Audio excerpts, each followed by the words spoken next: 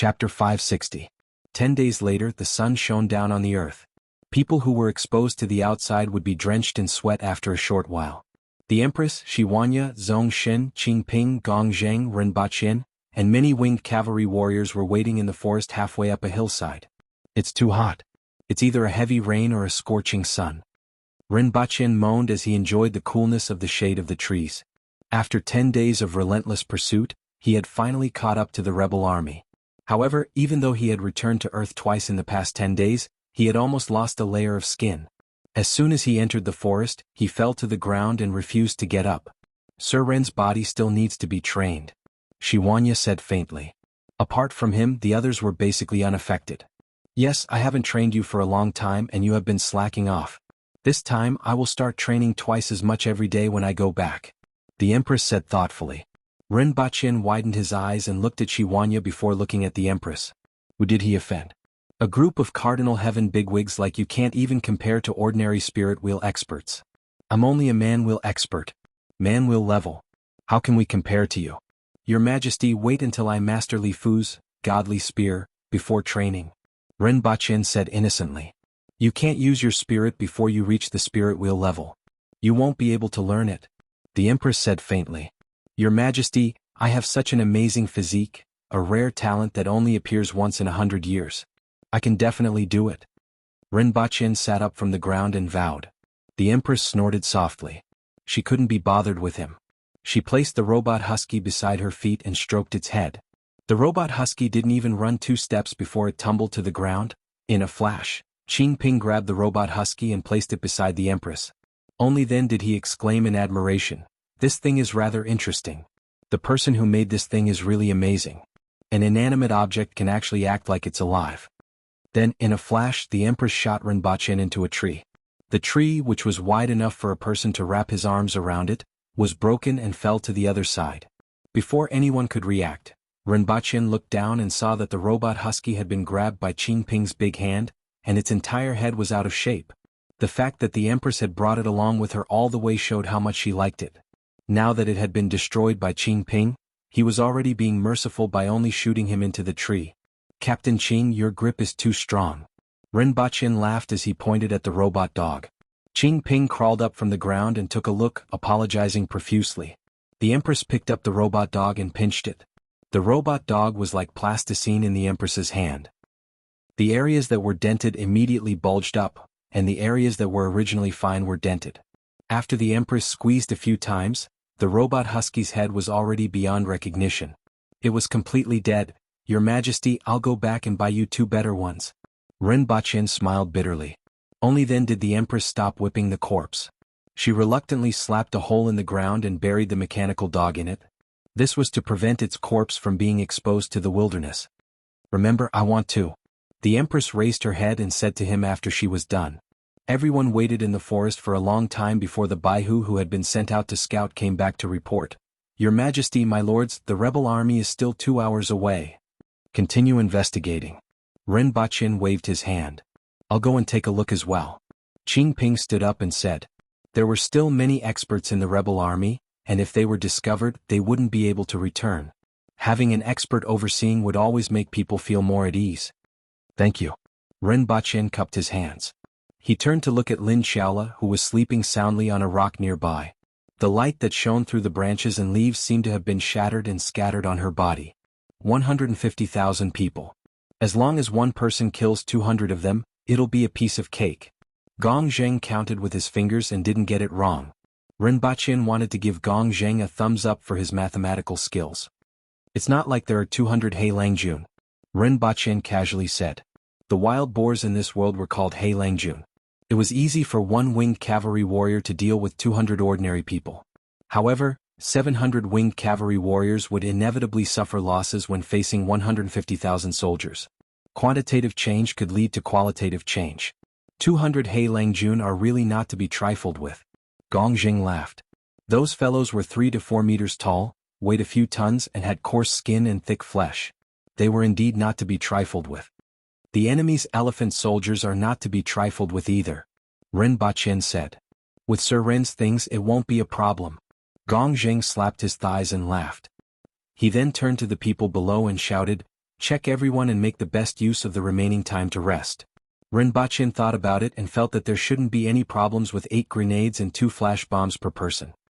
When throwing the grenades you must split up. Don't throw them all at once. It's too wasteful, Rinpoche couldn't help but say. Understood. In a while, the winged cavalry will be divided into 7 teams with 100 people each. They will attack from 7 positions at the same time and break up the enemy's marching formation. The main target this time is the leader of the rebel army. As long as we find him, Shiwanya and Zongshen will be responsible for taking his head. If an expert appears, I will naturally take action. After that, the enemy will disperse. Then we will clean up the periphery and tear apart their flesh bit by bit. There's no need to fight recklessly. In particular, if we encounter a large group of defeated soldiers, we must retreat after one attack and move around the periphery. When there's an opportunity, we will kill them with one blow. Finally, try to drive them in one direction. If they split up and escape, it will be troublesome to find them, the Empress said. This was the tactic that they had been studying along the way. Of course, even though this type of wolf pack tactic wasn't in line with the Aboriginals' combat habits, everyone felt that it was worth a try when they thought about the pitiful number of winged cavalry warriors. After another hour, the winged cavalry scattered and hid in trees or other concealed places. There was a distance of 200 meters between each team of winged cavalry. Following them were the mounted scouts of the rebel army. However, they didn't expect the Aboriginals to receive the news and go around in front of them. They had always been wary of the pursuers behind them and not the interception in front of them. As a result, the mounted scouts only did a simple check and went back to report. The Empress was sitting on a tree branch about 7 meters in the air and swinging her legs in boredom. Rinpoche was hanging from her leg and swinging his leg in the wind like a hanged ghost. Are you coming up? The Empress looked down at Rinpoche. The view here is good. Rinpoche followed the Empress's legs in an arc in the air. He suddenly thought of a song, Let's Paddle. However, the view here was good, and he could see the official road clearly through the gaps between the branches. He couldn't see anything from the Empress's position. As for looking up, the Empress's leg was pressed against the branch, so he couldn't see anything. At this moment, under the sun, an army was marching forward with heavy footsteps. The defeat and the continuous days of walking had caused the morale of the rebel army to hit rock bottom. The 150,000 soldiers stretched for dozens of kilometers, and they couldn't see the end of the army. Everyone waited until the sky turned dark, and only half of the rebel army had passed. At this time they were in the middle of the rebel army. However, the leader of the rebel army was nowhere to be seen. Rinpoche swung up from the branch and let go of the Empress's leg. She grabbed his arm in midair and pulled him to sit beside her. Your Majesty, do we continue to wait or use another tactic? Rinpoche asked. Previously they had already predicted 2 scenarios. The first was that they didn't find the leader of the enemy. They would charge forward and kill one wave before retreating. They wouldn't want unnecessary casualties. Just like hunting a powerful beast in the mountains, they would exhaust their blood and strength bit by bit. There was still a 5-day journey from here to Dayunza, which was enough to drain their blood dry. Everyone hoped for the second scenario. As mentioned above, they would immediately find the leader of the rebel army, launch a surprise attack and behead him. Then they would defeat the rebel army in a wave of attacks and finally pursue and kill them. I'm hungry. The Empress looked at him first. Rinpoche took out a Snickers bar from the bag at his waist and stuffed it into the Empress's hand. Your Majesty, have some dessert first. Lin Xiaola, who was on the tree beside them, perked up her ears. She stepped on the tree and landed on the one that Rinpoche and the Empress were on. She hugged the tree trunk with both hands and looked at the bag at Rinpoche's waist. The Empress took the Snickers bar and instructed, inform Gongjing not to act rashly.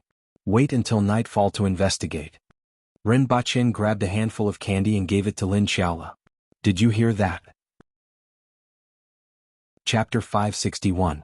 Rinpoche had seen the Great Xia army set up camp, and everything had its own set of strict rules. Every day the scouts would report back on the suitable location to set up camp. After the commander chose the location, he would use tree trunks and tough branches to build a simple wall to block the enemy's line of defense. Sometimes 2 trenches would be dug outside the camp, or caltrops would be sprinkled to form another line of defense. Everything in the camp was arranged in an orderly manner. Large pits were dug at regular intervals to serve as toilets. If Great Xia was a regular army, these rebel soldiers would be reduced to refugees in Rinpoche's eyes. Setting up camp? No. Public toilets? Similarly no. Dozens of rebel soldiers surrounded the bonfires below, all of them lying on the ground in a disorderly manner as they rested. If anyone wanted to go to the toilet, they would do so in the wilderness. Rinpoche rubbed his chin. With the quality and morale of these rebel soldiers, a single charge from the Protectorate of the South would probably be enough to defeat them. After pondering for a while, Rinpoche turned his attention back to the Empress. At this moment, the two of them were sitting side by side on a tree branch. The surroundings were dark, and the rebel soldiers were noisy at the foot of the mountain. It was quiet on the mountain with the occasional sound of beasts. Rinpoche leaned to one side and nudged the Empress with his shoulder. "What's the matter?" The Empress opened her eyes and looked over. "It's nothing." Rinpoche smiled. After a while, he nudged the Empress with his shoulder again. The Empress narrowed her eyes and looked at him. Her gaze was so clear that it was as if she could see through his heart. She didn't say anything and directly grabbed his collar, lifted him up and shook him until his entire body went limp. Only then did she place him back on the tree branch. She used 2 fingers to gently clamp his clothes to prevent him from falling down. Rinpoche couldn't possibly say that he was just fooling around. His entire body felt numb as he leaned on the Empress's shoulder and said, "I just feel that it's pretty good to sit here quietly with your Majesty." The Empress let out 2 soft snorts. "The moonlight is so beautiful." The Empress looked up and saw that the canopy of the surrounding trees blocked most of the sky, so she couldn't see the moon. She removed 2 fingers from Rinpoche's clothes and pulled his face, asking, "Where's the moon?" "In my heart." Ouch, ouch, ouch, ouch, ouch, ouch. Rinpoche was halfway through his sentence when he felt the Empress's fingers exerting more force. After another 4 hours, it was already late at night. Finally, he received news from the north. Using his binoculars, he observed that there was a place in the north where there were more carriages near the bonfire. He also saw a person who looked like Rao Yu. After all, women with that kind of body shape were rare and even rarer in the army. "That's it." The Empress immediately decided. "Your Majesty, why don't we have Protector General Shi and the others make a move first and see if they can lure out other fish?" "All right." The Empress carried Rinpoche and landed under a tree. Under the guidance of the person who came, they arrived more than 5 kilometers to the north and found Shiwanya and the rest. Rinpoche took the binoculars and looked in the direction that they were pointing at. There was a relatively large open space with a bonfire in the middle and many carriages parked around it. The campfire was surrounded by female guards, and there were also people patrolling the area. The security here was much stronger than in other places. "Rao, you should be here." Rinpoche nodded. Among the 3 factions, the Green Bellflower had the most women. This subject requests for battle. Qin Ping cupped his fists and said, "Has the winged cavalry made the arrangements?" The Empress asked. "Your Majesty, it has been arranged." Gong Zheng, who rushed over, said. "Proof." The Empress flicked her skirt. The surrounding people seemed to have received a signal and immediately looked murderous. Qin Ping cupped his fists at the Empress. Carrying a mace that was 1.2 meters long and 30 centimeters in diameter, he jumped down. First, he approached the other party's carriage. Following which, he leaped tens of meters into the air from a tree. His whole body erupted with vigor and he smashed down like a meteorite. As Qin Ping's aura exploded, the carriages below exploded and figures scuttled out. Among them was a tall and fat woman, Rao Yu. She was carrying a pair of golden scissors and dodged with agility that didn't match her figure. Boom. There was a loud sound in the dark night. With Qin Ping as the center, a large crater with a radius of tens of meters formed. Whether it was the horses or the people inside, they were all turned into minced meat. "Is Qin Ping? Be careful." When Rao Yu was running for her life just now, she caught a glimpse of Qin Ping and hurriedly shouted, "You actually chased after me?" She then asked Qin Ping with an ugly expression. "Ah, I'm here to take your head." Qin Ping stood in the large crater, laughed and jumped out. With a swing of the mace in his hand, the guards in front of him were swept away like broken dolls. With a sweep, Qin Ping leaped again and smashed toward Rao Yu. Rinpoche looked at Qin Ping's jumping figure from the mountain and felt that he was a jumping barbarian. Rao Yu nimbly dodged again and then retreated to the back. 2 elders blocked Qin Ping's way. "Where are Shiwanya, Zongshen and Qi Zixiao?" Everyone turned their heads and looked around, trying to find out where the others were. Everyone knew that Qin Ping couldn't possibly be here alone. With that, Shiwanya and Zongshen walked out of the forest step by step with the aura of a towering mountain. "We are here on Her Majesty's orders to wipe out your traitors. Why aren't you giving up?" Even though they already knew that Qin Ping wasn't alone, everyone's expression changed when they saw these 2 people. There were 3 cardinal heaven experts and they were the ones in front of them. Previously in Wu City, it took 9 people to fight them to a draw. Now that Qingyun's sword and Zhuo Qing, who had condensed their heaven-grade weapons, had surrendered to the other party, the remaining 6 spirit wheel experts of the rebel army wouldn't be a match for these 3 people. If it weren't for the 3 strange beasts, these people would have to think of a way to escape. The rest of you come out together. Where's Qi Xiao? 4 more people appeared beside the 2 spirit wheel experts. Now all 6 of them were present. You are just a bunch of thieves. Why do you need Her Majesty's help? Xuanya laughed. I have nothing to say to you. I'm here to take your heads. After saying that, he placed the long-handled broadsword at his side. With a stomp of his foot, the broadsword swept toward the necks of the 6 people. Only a faint white line could be seen in the night. These people couldn't even feel the slightest sound of the wind. Seeing this broadsword, their expressions changed drastically and they retreated. After the broadsword, there was a boom in the air. It was as if even the air had been cut open. At this moment, the air collided with each other. Zongshin also made a move at the same time. His body suddenly leaped, and everyone felt that it wasn't a person but a huge saber-toothed tiger that leaped over. The broadsword was the saber-toothed tiger's fangs. If they were slightly slower, they would be buried in the tiger's mouth.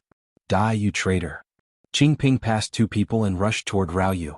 At this moment, Rao Yu had already retreated 100 meters. Hundreds of guards stood between them, but as Qingping waved his mace in the air, they were sent flying to both sides like broken dolls. Tisk tisk. Rao Yu's guards were all women with beautiful faces and good figures. Under the hands of this boorish Qingping, they couldn't even be seen as human beings. Why haven't those 3 strange beasts come out yet? They can't have run away, right? Rinpochen muttered as he watched. With the momentum of the 3 of them, as long as the other party wasn't too far away, they would immediately be discovered. With the speed of these experts, it would only take a moment for them to arrive. Chapter 562. Half of the guards are gone, and the 2 sides are 50 meters apart. Qingping swung his staff again and sent a bunch of rotten dolls flying.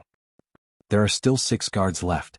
Qingping swung his staff once, twice, thrice, 4 times, 5 times. 6 people were sent flying in 5 strikes. 2 of them hit 2 people and the last one twisted his waist? Qingping is invincible. He is already close to Rao Yu. Rao Yu has nowhere to hide and is filled with fear. Rao Yu draws her sword and fights, but she is sent flying. If those 3 strange beasts are going to appear, this is the last chance. The last chance. The last chance. There is no chance. Rao Yu was smashed into a pie by Qingping. It was like a rolling pin smashing into a dumpling, and the dumpling filling spilled out. The Empress thought about the scene that Rinpochen described and suddenly felt that her appetite had been affected. She slapped the back of his head and complained, "Are you talking about the news?" The Empress watched a lot of news broadcasts on Earth and understood everything about Earth through them. She had a deep impression of them. Rinpochen smacked his lips and said, "Rao Yu is dead and those 3 strange beasts didn't appear.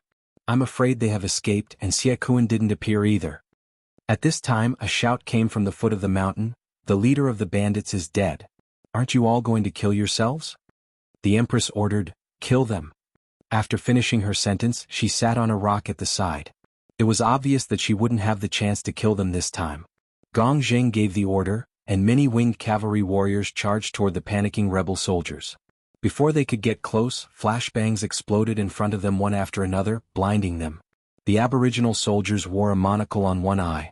As long as they were a certain distance away, they would be able to close one eye. The other eye was covered by a sunglass, which didn't affect their charge even if there were flashbangs. I'm blind. One of the dozen idiots covered one eye and almost fell. Serves them right. Rinpochen couldn't help but curse when he heard the shouts from below. This bunch of idiots had told them so many times, but they still fell for it. Zhuolong. Rinpochen called out. Sir Ren. Bring some men to the north to find traces of Xie Kun and the 3 exotic beasts. Also look for the elephant, monkey and insect soldiers. They should be among the rebels. If you discover them, don't stop them. Report back immediately. After Rinpochen finished speaking, he thought for a while, took out 16 or 17 flash grenades from his bag, and threw them to Zhuolong. Use them to defend yourself. When you use them, remove the ring and throw them in front of the opponent. Thank you, my lord. Zhuolong cupped his fists and whistled. All the Baihu in the forest gathered towards him. Zhuolong divided everyone into 8 teams. Each team had 2 flash grenades, and the 8 teams disappeared into the night, heading towards the north to search. After everyone disappeared, Rinpoche looked down the mountain and saw groups of winged cavalry cutting up the rebel soldiers. A small group of rebel soldiers didn't even last 2 rounds before collapsing in a pool of blood. Subsequently, the winged cavalry began to kill in all directions. When they saw a large group of enemy soldiers, they threw a series of grenades to blow them up before rushing forward to kill them. In addition to Rao Yu's death, the rebel soldiers at the foot of the mountain were harvested like rice straws in an extremely short period of time. The rebel soldiers nearby either died or fled. The rebel soldiers in the distance also began to flee due to the commotion. It was chaos everywhere. The situation seemed to be very good. However, Rinpoche knew that even if the winged cavalry went all out, how many could they kill? It would be fine if Rao Yu and Siakuan were dead. Now that Siakuan was still alive, it seemed like this battle wasn't over yet. The most important thing now wasn't to chase after the rebel soldiers, but to find Siakuan's location. Of course, there were also the spirit wheel experts below. Rinpoche looked down. After Qingping killed Rao Yu and joined the battle, these spirit wheel experts were already blocking left and right. He looked back and finally found Lin Xiaola, who was sitting under a tree and dozing off. Time to wake up and get to work. Rinpoche pinched Lin Xiaola's face, which was so tender that water could be squeezed out. Water could really be squeezed out. Rinpoche's finger was full of saliva, which made him want to curse out loud. He conveniently rubbed Lin Xiaola's body twice to get rid of the saliva. There are 6 spirit wheel experts below. I'll give you 500 grams of candy for each one you kill, and you'll lose 500 grams for each one that escapes, Rinpoche said. Lin Xiaola, who had just opened her eyes, moved her ears and stared blankly at Rinpoche. After a while, she realized what Rinpoche had said and immediately disappeared. Rinpoche picked up his binoculars and looked into the distance. He didn't know who had scattered the bonfire, but he could only see the silhouettes of a few figures below with the help of the moonlight. He could also hear the sounds of weapons clashing and roaring, as well as the sounds of air compression and explosions, as well as the sounds of weapons smashing on the ground. Rinpoche put down his binoculars, sat beside the Empress and said, "Just a little bit more. We're still missing Siakuan and the 6 doors." The Empress was expressionless, but she was sick of Tianjing Basin. She had been delayed here for too long, and it seemed like she couldn't leave for the time being. The 2 of them sat there quietly. The battle at the foot of the mountain was still going on, but the sounds of it had started to move into the distance. The Empress's ears twitched as she heard some sounds. Not long after, Rinpoche also heard it. It was the sound of someone running in the forest, accompanied by the sound of heavy breathing. There weren't many of them, only about 3 or 4 of them. It seemed like they were a few clever and lucky rebel soldiers who had escaped from the winged cavalry. They thought that this place should be safer since the winged cavalry had rushed down from here. After all, there was a saying on Earth, the most dangerous place is the safest place. Even though this saying didn't exist in this world, there was a slang saying with a similar meaning. Running toward this place had indeed allowed them to escape from being hunted down, and this made them extremely happy. However, there was still the Empress on the mountain, and she was more terrifying than everyone at the foot of the mountain. Furthermore, there were more than 10 bodyguards and any one of them could easily kill them. That was as far as their luck went. The 2 bodyguards silently walked in the direction of the sounds. A moment later, a few blood-curdling screams could be heard. It was another night of killing. By the time dawn arrived, only blood and corpses were left at the foot of the mountain. Regardless of whether it was the rebel soldiers or the winged cavalry, they had already run further and further away during the night of killing. As dawn broke, the Baihu from the Protectorate began to come back one after another. "Sir, we found the elephant soldiers, but only the elephants are there and the people are missing. We haven't found the rest, and we speculate that they may have escaped from the west," Zhuoleng reported after compiling the information from everyone. Rinpoche thought that the other party probably felt that escaping with the elephant soldiers would be too easy to expose, so they even abandoned them. "Where are the elephants?" Rinpoche asked. "They ran towards the east. Send a few people to chase after them. Don't let them get too far away. Try to see if you can bring these giant elephants back. After all, they were domesticated, so there should be a way. If it doesn't work, follow them and leave marks along the way," Rinpoche instructed. These elephant soldiers were good stuff. If they could be controlled, they could be sent to the Protectorate of the Northeast to fight against the Yun Nation. These elephant soldiers were less lethal to the Aboriginal soldiers, but they were very useful against the Yun Nation's battle formation. Those ordinary people were like ants in front of these giant elephants. After another few hours, Wanya and the others came back one after another. They had a few wounds on their bodies, but with their recovery abilities, they could only be considered minor injuries. "Where's Lin Xiaola?" Ren Baqin looked behind the three of them and didn't see Lin Xiaola. "One ran away and she went to chase after him," Qingping replied. Chapter 563. Lin Xiaola threw the unrecognizable head at Ren Baqin's feet and looked at him with an embarrassed expression. Her eyes were filled with the word candy. "I'll bring it to you in 2 days," Ren Baqin said as he threw a handful of candies to her. Lin Xiaola stuffed the candy into her arms with a satisfied look on her face. The airport on both sides had finally become 2 steamed buns. Otherwise it would be awkward to have one big and one flat. Then she lay down and drooled. Ren Baqin didn't know if she was tired, but he felt that she might be hungry. She even fell asleep and kept smacking her lips. The winged cavalry came back one after another in the evening of the same day. With the group as the starting point, tens of thousands of corpses were spread out in a fan shape, especially in the north and south. Large piles of corpses were gathered together like a purgatory. After resting for a night, they split into 2 groups and continued south. Among them, Qingping and the winged cavalry were responsible for clearing up the routed soldiers that were running towards the south. As for the northern side, the Protectorate of the South was responsible for it. Meanwhile, the Empress Wanya, Zhongshin, Lin Xiaola, and Ren Baqin led some of the Baihu from the rearguard commandery straight to the 6 doors in the south. If he guessed correctly, the people of the 6 doors must be preparing to escape back to their lair. Xie Kun was most likely with them. After traveling for another 3 days, they finally arrived at a location outside the 6 doors. Whether they were going to the Great Cloud Swamp or the 6 doors, they would have to pass through this location. Many of the people from the 6 doors were at the Manwil level, and some of them weren't even at the Manwil level. This journey would take at least 5 days and it would be even slower if they took a detour. They weren't in a hurry. Ren Baqin first dispersed the people from the rearguard commandery, leaving at least 2 Baihu at every place where people might pass by. After that he returned to Earth, but when he returned the other party still hadn't arrived. However, there was one more thing in Ren Baqin's hand. It was a 2-palm-sized box with a display screen and a probe lens. This was an upgraded version of the detector that Yang Sen had brought last time. Its upper limit had been raised from 1,500 to 4,000. It didn't detect combat power, but vitality. However, vitality was equivalent to combat power to a certain extent. Ren Baqin first took a glance at Zuoleng. The number on the screen below the lens rose rapidly and finally stopped at 960. Ren Baqin was shocked. Zuoleng's blood and qi were actually so high? After all, he had completed the visualization of fire after consuming Shueka. He had completed 3/5 of the 5 visualization, and he had only increased it from 158 to 201.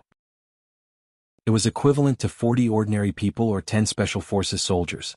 He estimated that he would only have about 400 blood and chi points when he reached the Earth Embryo realm.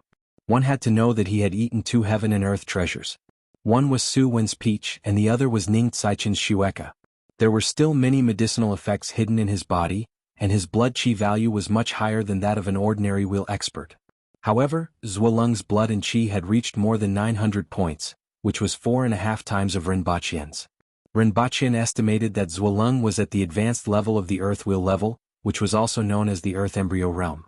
As long as he perfected the Earth Embryo realm and passed through the Heavenly Gate, he would be able to attain the Spirit Wheel level. In addition, he was from the largest spiritual mountain sect in Tianjing Basin, and the other martial artists weren't much stronger than him. In other words, the upper limit of an Earth fetus's combat power was between 1,000 to 1,200. Ren Baqin looked at the other guards that the Empress brought with her. Their combat power was between 1,000 to 1,300, and these were just the ordinary guards in the palace. The real experts, like Gong Zheng, held positions in various departments. No wonder it was said that the martial artists from Great Xia and the other countries were far inferior to the aboriginal warriors at the same level. The martial artists who had reached the upper limit of the Earth Embryo realm were only comparable to the ordinary guards in the palace, let alone the ordinary Earth Wheel experts. In the aboriginals, the four-way heaven was equivalent to the man wheel level, the Kismet heaven was equivalent to the Earth Wheel level, and the cardinal heaven was equivalent to the Spirit Wheel level. Gong Zheng and the other guards were also at the Kismet heaven level, but they were much stronger than the palace guards. Otherwise, they wouldn't have been able to become the captain of the winged cavalry. 5 or 6 people at the same level wouldn't be his match. Rinpoche guessed that Gong Zheng was probably close to the peak of the Kismet heaven level and was close to the cardinal heaven level. His combat power was between 1,600 to 1,800. It was a pity that Gong Zheng wasn't in front of him and couldn't verify his guess. Rinpoche pointed the detector at Qing Ping, and the numbers on the monitor jumped wildly again. Rinpoche even suspected that the monitor would explode again. When the monitor stopped moving again, Rinpoche looked at the numbers and swallowed his saliva. There would be no harm without comparison. He was used to interacting with many spirit wheel experts and aboriginal bigwigs, so he didn't feel anything. Now that he was using the detector, he finally knew what the difference was. The number on the monitor was 3,115. It was more than 15 times that of his. One had to know that the difference in combat power wasn't just 50%, but it was the difference between boxing champion Mike Tyson and an ordinary person. One had to know that after reaching a certain level of cultivation, the value of blood and chi was only one of the values. There were also differences in strength, speed, resistance, reflexes, and the 5 senses. More than 15 times. This was probably the difference between a weak chicken and a huge elephant, right? Rinpoche looked at Zhong Shen again, and the number was 3,669. When he looked at Shiwanya, Rinpoche was already afraid that the detector would explode. He kept his face far away for fear that it would explode. Based on the current value of blood and chi, he could only rely on his face to make a living. 3927. Shiwanya's value of blood and chi had reached the upper limit of the detector. As for the Empress, there was no need to look at it at all. Rinpoche guessed that the value of the Empress's blood and chi was at least 5,000. The scientists on Earth had set the upper limit of the detector at 4,000 because they thought that it was sufficient. It turned out that the scientists on Earth still underestimated the strength of super experts. It was probably poverty that limited their imagination. After all, the practitioners on Earth that they could come into contact with were already very strong, and they only had a value of about 100. What are you doing with that thing? It's been half a day. The Empress said. Your Majesty, do you still remember the detector from last time? This is a new one. It can check a person's blood and chi and estimate their strength. Rinpoche carried the detector to the Empress's side and pointed the lens at each person to let the Empress see the values on it. Lin Xiaola's value of blood and chi was 2,299, which was unexpectedly low.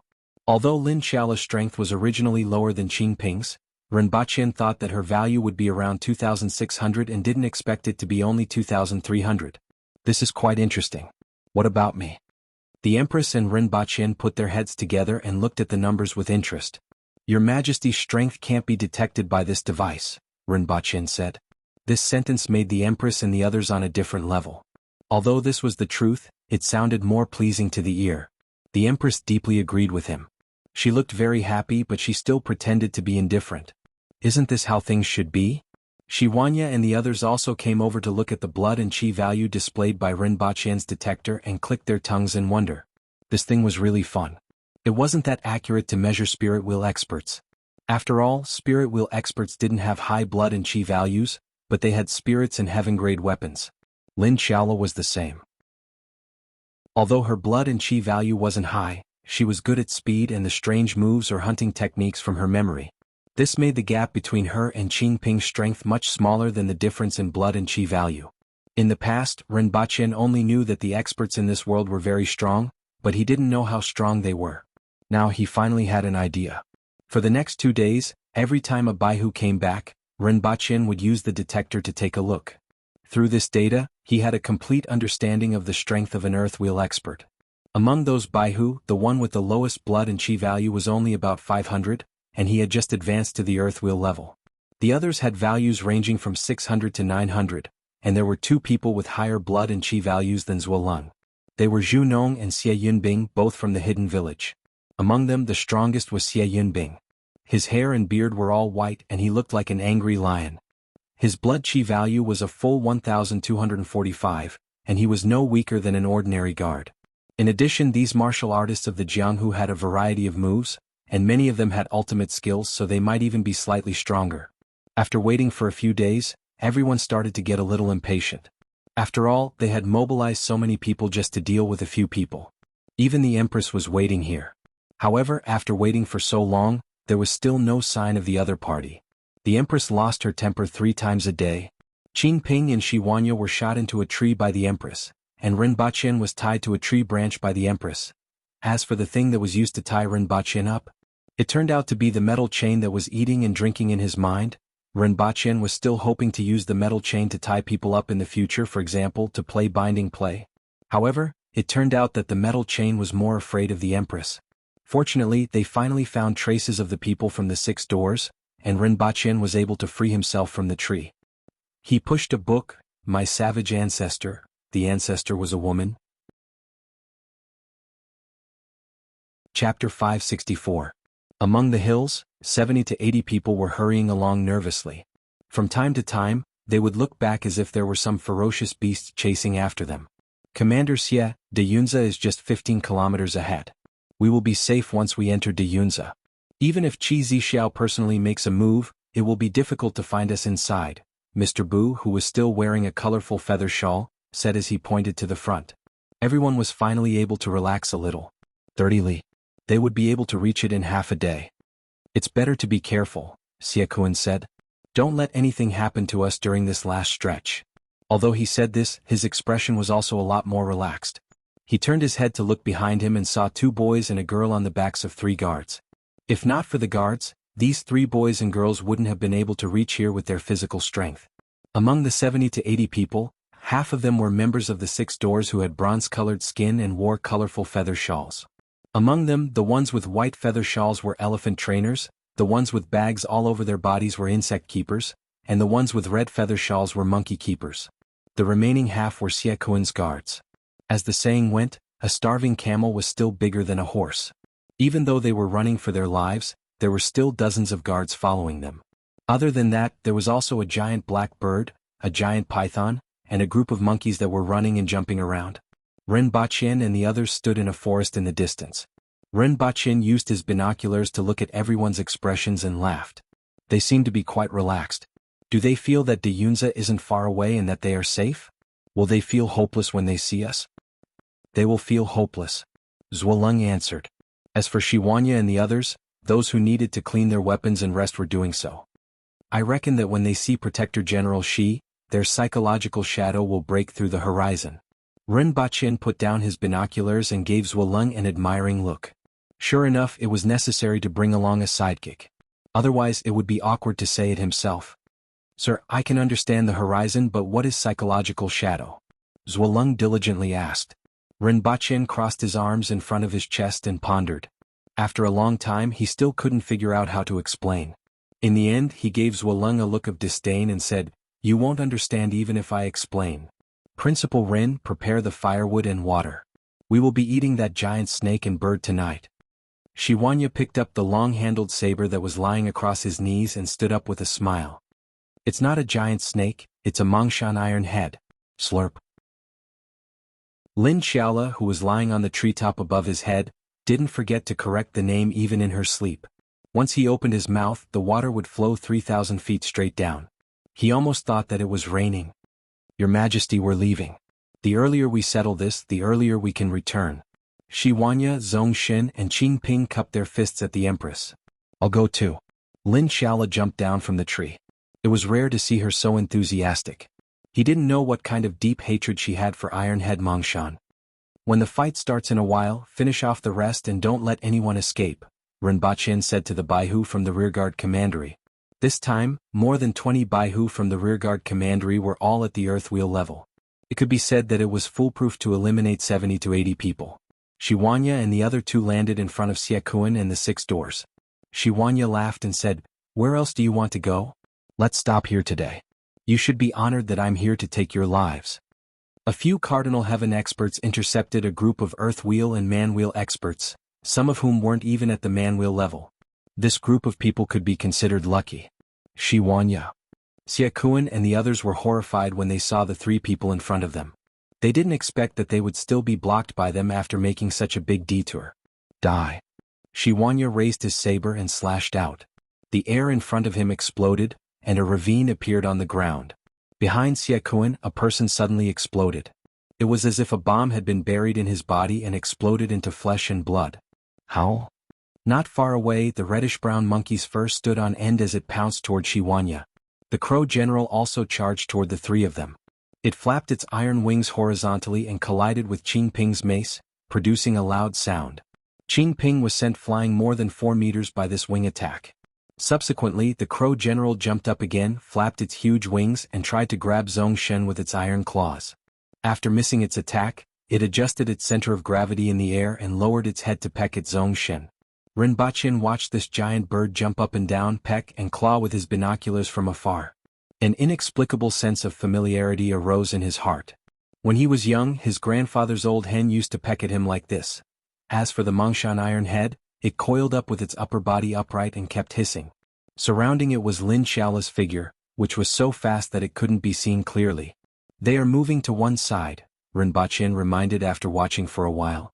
Seeing that Shiwanya and the others were moving to one side, Zuoleng and the rest rushed out without Rinpochen's instructions and surrounded the remaining people. Following a series of whistles, the monkeys in the distance pounced towards Zuoleng and the rest. The insect keepers also shook off the bags hanging on their bodies, and poisonous insects crawled out and surrounded everyone. Despite this, they couldn't withstand the attacks of the people from the rearguard commandery. Most of these monkeys weren't at the manwheel level, and only a few of the stronger ones were equivalent to manwheel experts. Their only advantage was their speed.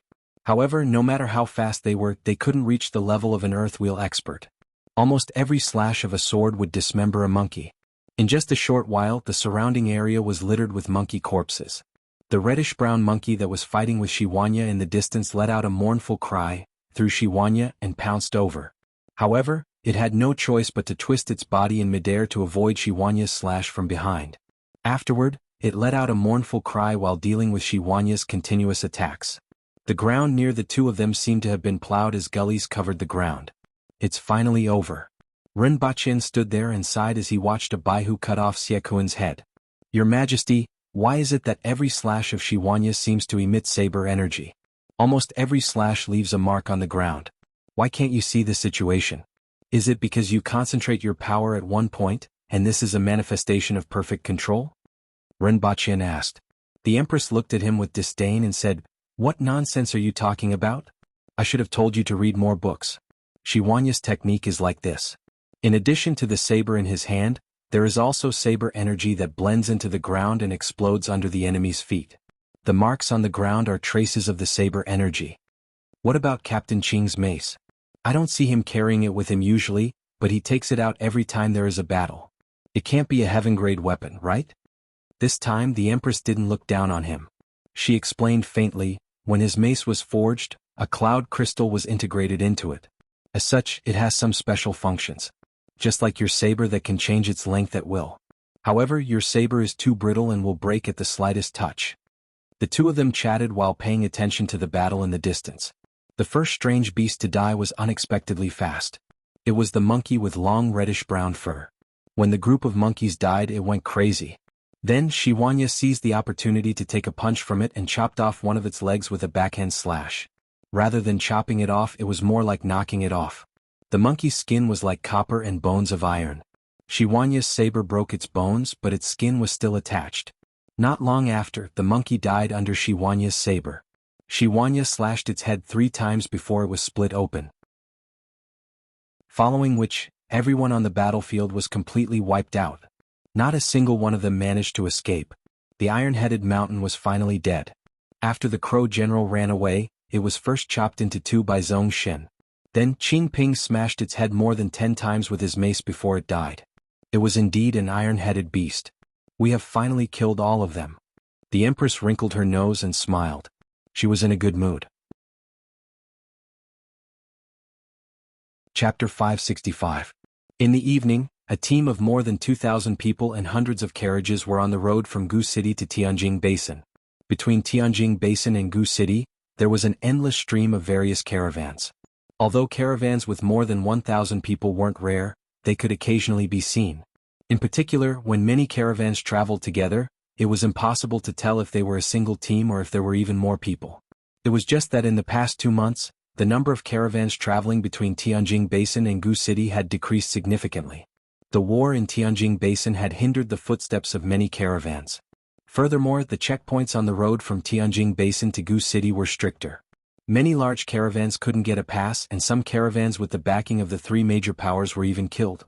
Following that, a few small caravans that were previously unknown developed extremely quickly within the past month or so and monopolized most of the supplies in Tianjin Basin.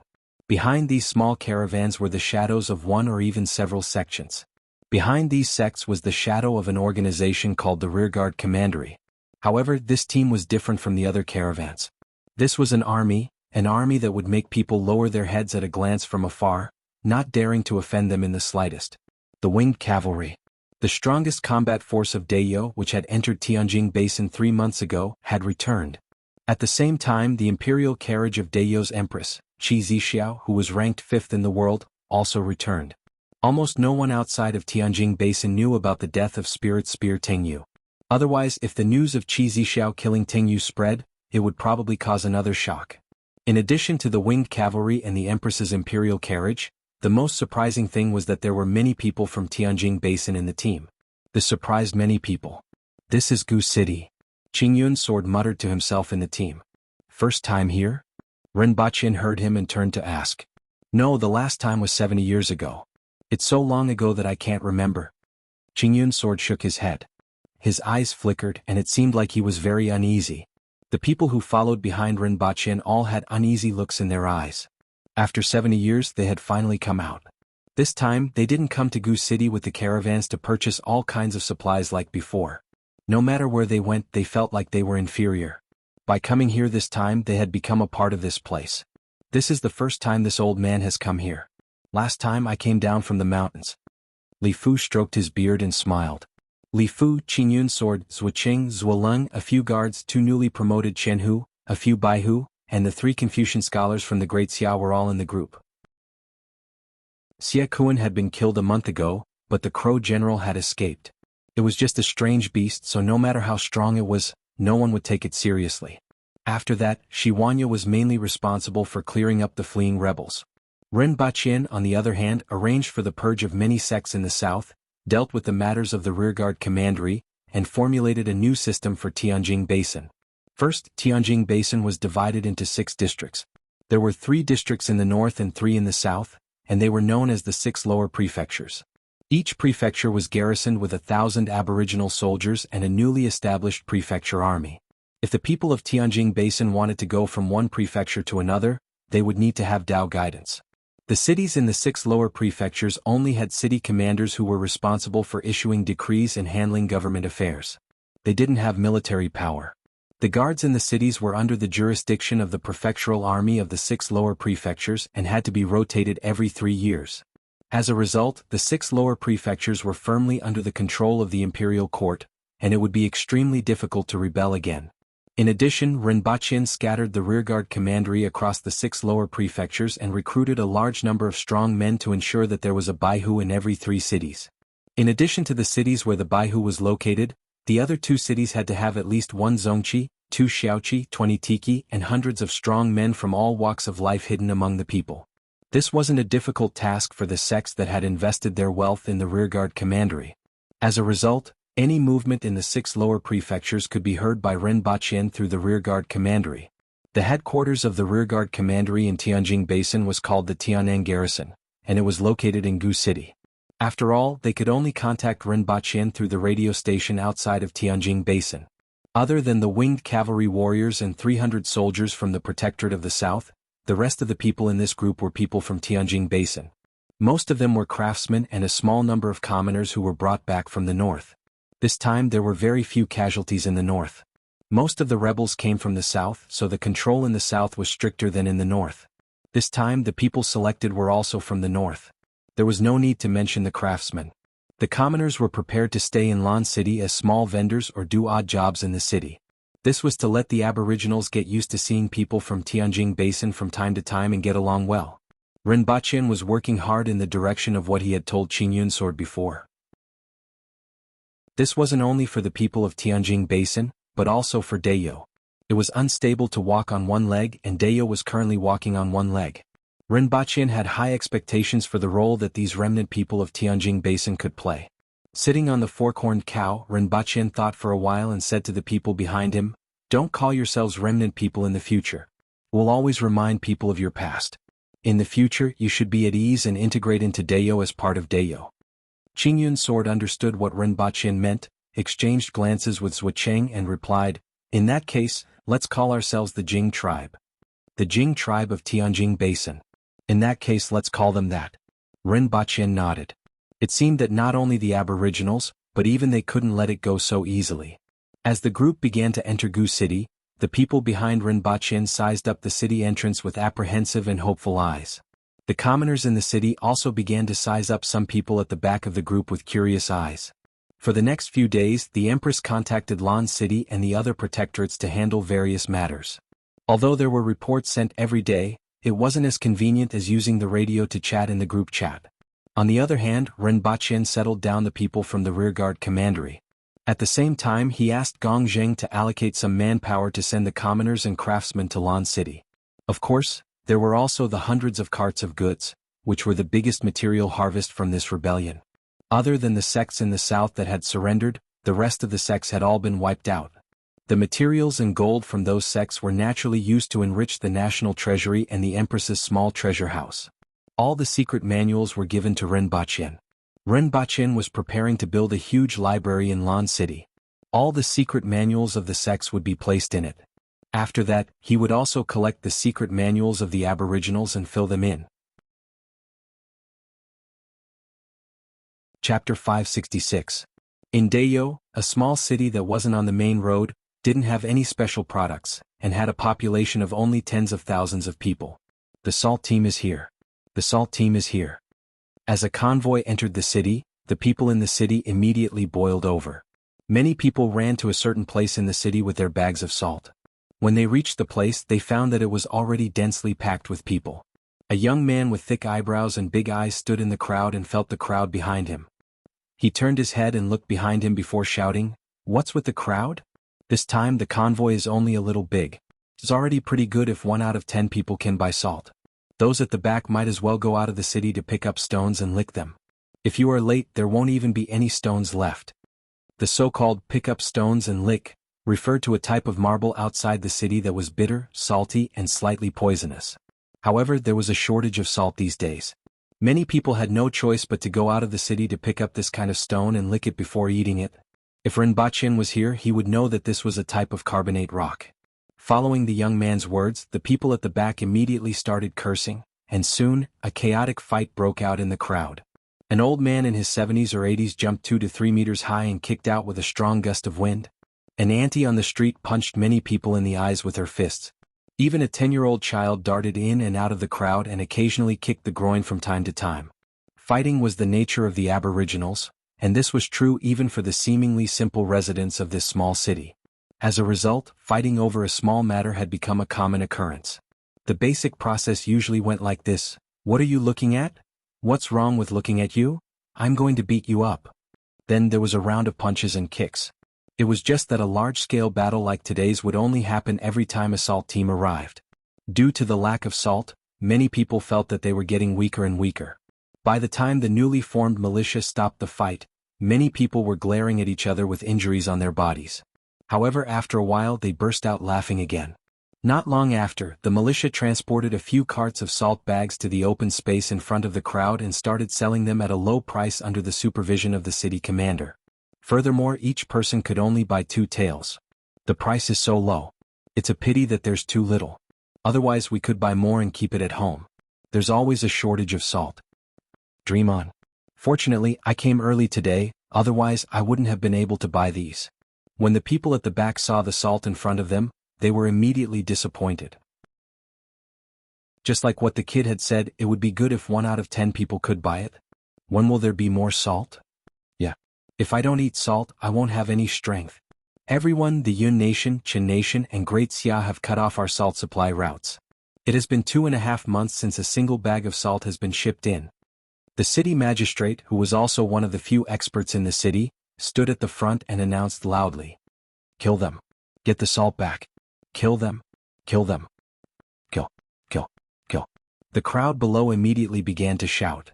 The originally simple and honest citizens were immediately filled with murderous intent, and their faces also revealed fierce expressions. If people from other countries were to see this scene, they would understand why the aboriginals were able to contend against other countries with such a small population, be it in terms of population, financial resources, or equipment, and even win against them. Even though these commoners had lived on this plane for 70 years, their bones were still filled with that kind of wild nature. Even children who didn't grow up fighting with ferocious beasts in the mountains were still full of the desire to fight. Everyone, Dayo no longer needs to transport salt from the outside world. Dayo has its own salt pans, the city magistrate said. When these words were spoken, everyone below was stunned. Dayo's salt was completely transported from other countries. This was something that even children knew. Since when did Dayo have its own salt pans? First of all, I want to thank Sir Rin, the principal of the Black Bamboo Academy. He was the one who researched how to produce salt from the brine in the mountains. Everyone below pondered one after another. Where was this Black Bamboo Academy? Who was Sir Rin? They didn't remember such a person in the imperial court. After a long time, someone finally remembered that this person couldn't be the gigolo that Her Majesty had found, right? Which gigolo of Her Majesty is this Sir Rin that you are talking about? Someone asked. How rude. The city magistrate's face darkened. Then he pondered for a while. Even though these words were a little disrespectful to the Empress, there didn't seem to be anything wrong with them. He knew a little more than the commoners and had heard about some of the things that happened during the war with Great Xia in the north. However, he still saw Rinpochen as a gigolo, let alone the others. He is a gigolo because his face is white. The city magistrate added. I didn't say anything else. The voice from the crowd made everyone laugh. The city magistrate might as well not have said anything. In any case, thanks to Sir Ren, we have salt to eat. However, this salt has only been produced for a few months and needs to be transported to various cities. As a result, there is a little less salt now. However, there will be more and more salt in the future. Everyone will have it, so you don't have to worry. Even though the people below were all laughing, the tension caused by the lack of salt had been alleviated a lot. Furthermore, their impression of Rinpochen had improved greatly. Rinpochen's reputation among the commoners had improved a lot during this period. Rinpochen and the Empress stayed in Tianjin Basin for more than 3 months. Many things had happened in the outside world.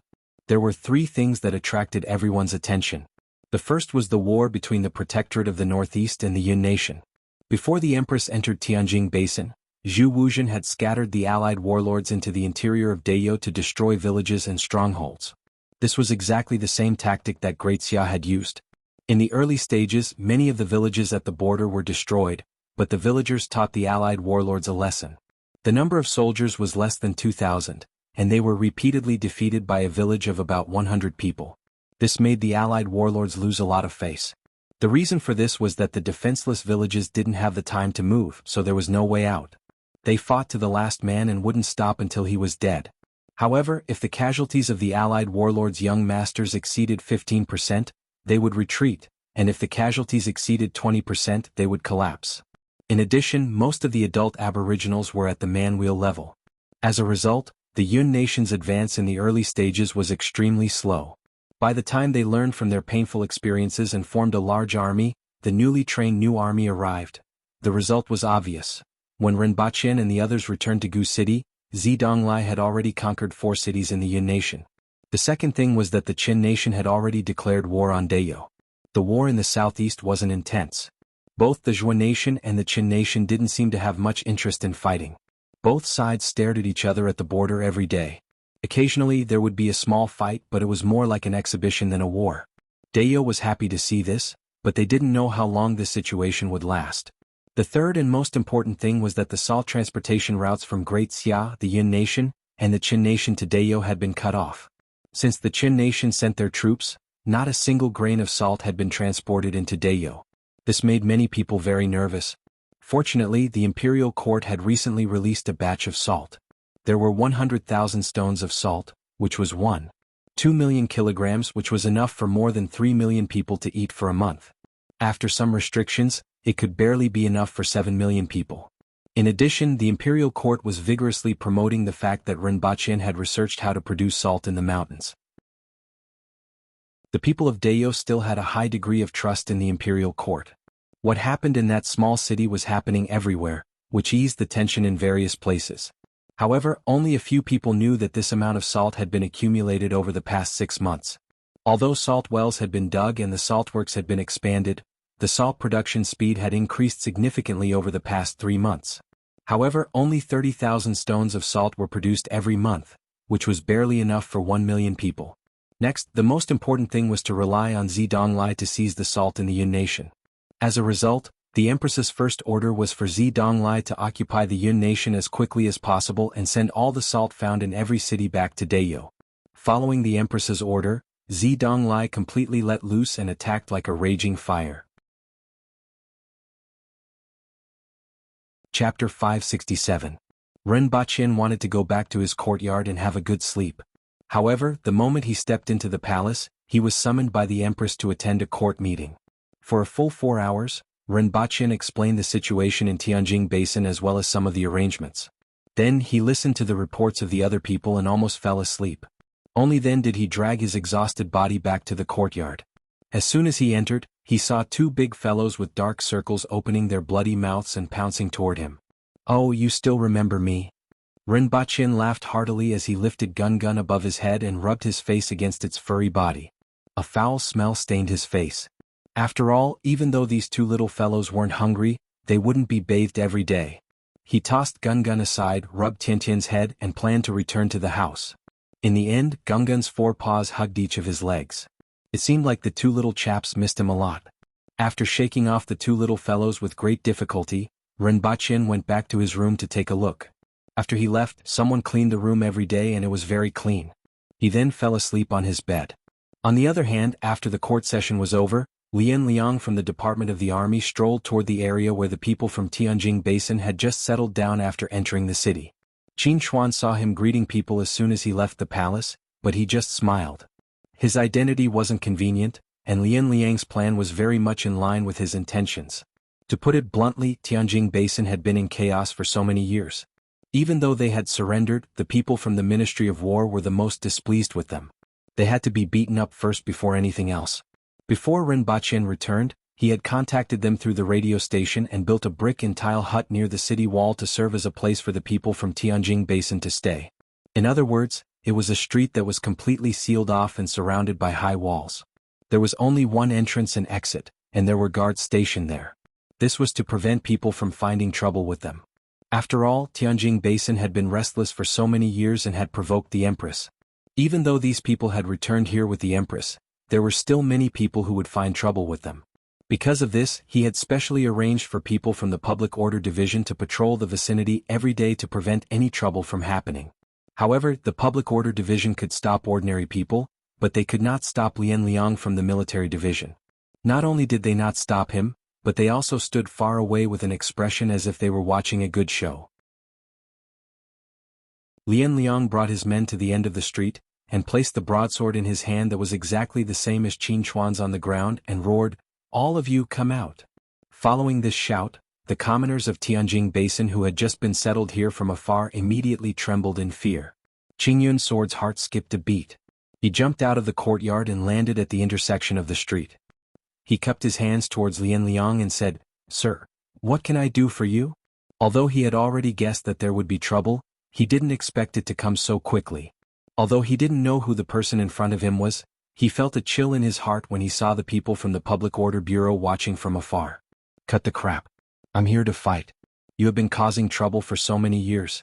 Now that you have come to Lan City in my territory, let me see where you get your guts from." "Sir." Qing Yun's sword's mind was racing. How should he resolve this matter? On one hand, he could swallow the insult and humiliation. However, he and his men had just arrived and someone had already come knocking on their door. If he swallowed the insult and humiliation, he was afraid that he would be looked down upon, and his days in the future would be even more difficult. However, if he were to fight with the other party, he was afraid that he would anger the other party and the others, and there would be endless trouble in the future. Come. Let me beat you up first. I'll let you see how sharp my broadsword is." Lian Liang didn't care what Qing Yun's sword was thinking and slashed at him. "Sir, you are so heroic." The attendants behind him cheered and laughed at the same time. If Ren Baqin or Tong Jinya were here and heard this, they would be overjoyed. Indeed, if the upper beam isn't straight, the lower beam will be crooked. The words that Minister of War Qin Chuan always said were used by Lian Liang just like that. Qing Yun's sword was startled. He pointed with his sword, and the long sword on his back soared into the sky with a clang. It transformed into a ray of white light and pierced toward Lian Liang. Lian Liang swung his broadsword horizontally and deflected the sword. Then he slashed again and again with his broadsword. Each slash was powerful, heavy, and extremely fast. In just 6 or 7 slashes, there was a loud bang at the end of the street. The pillars on both sides of the street were chopped down, and the signboards fell to the ground. Qingyun's sword was also forced to retreat step by step under the ferocious slashes of the broadsword. Qingyun's sword changed his sword technique, and the long sword in the air split into 7. Like swimming fish, they circled toward Lian Liang. "Is this all you've got?" "That's all you've got," Lian Liang said contemptuously. Then he swept his broadsword around his body, causing a gale to blow across the entire street. Clang, clang, clang. After a series of collisions, the 6 long swords in the air were smashed into pieces. The last one rolled a few times in the air and fell back onto Qingyun's sword's head. Lian Liang took a deep breath and then let out a beast-like roar. The muscles on his body bulged. His body leaped more than 10 meters and slashed at Qingyun's sword with his broadsword. It felt like a tiger pouncing on a sheep and was unstoppable. The air stirred along with the broadsword in his hand. Clang. The long sword in the air was only blocked for a moment before it was sent flying. Qingyun's sword retreated continuously from the corner of the street all the way to the middle of the street. His forehead was dripping with sweat. This aboriginal official of unknown origin actually had such terrifying strength. He wasn't much weaker than the god of massacre, Shi Huanya. Previously, when he exchanged blows with Shi Huanya, his vitality had been greatly damaged. Now he couldn't use that sword technique anymore. However, the other party didn't seem to have any intention of stopping. It was as if the other party wouldn't stop until he killed Qingyun's sword. Noisy. At this moment, a voice came from a nearby courtyard. A short black rod flew out from the courtyard and collided with Lian Liang's broadsword. This caused Lian Liang's broadsword to pause, and the aura that he had accumulated to the peak was knocked down. Instead of being shocked, Lian Liang was delighted. He laughed and said, "There's actually an expert here? However, I don't care what kind of expert you are. Take a blow from me first." After he finished speaking, the long sword dashed toward the courtyard like a dragon. "You've disturbed my sleep." An old man with white hair and beard, who looked like a beggar, appeared outside the courtyard. The short rod in his hand pointed at Lian Liang's dragon-like broadsword. Clang. The long sword in Lian Liang's hand exploded. Following which, the short rod pointed at his chest and sent him flying, crashing into a courtyard. "You guys can continue fighting. Don't make a fuss and disturb my sleep."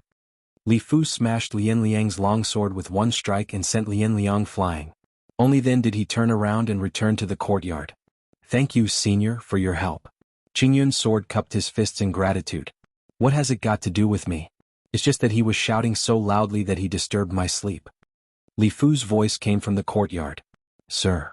Lian Liang's guard hurriedly ran over and found Lian Liang in a pile of rubble. He was vomiting blood while holding the hilt of his broadsword. His expression was as if his heart was being pierced by a knife. "My broadsword. If you continue to make noise, I won't hit your broadsword. I will hit your balls." Li Fu's voice came from afar, which made Lian Liang go crazy. If it was anyone else who came looking for trouble but ended up hitting an iron wall, they would definitely feel ashamed and resentful. However, Lian Liang didn't care. In any case, he was used to being beaten up by Qin Xuan. However, the problem was his broadsword. Broadsword. Broadsword. He had contributed all his assets to House Yunyan. The most valuable thing he had was this broadsword. This fight had cost him all his assets. Chapter 568.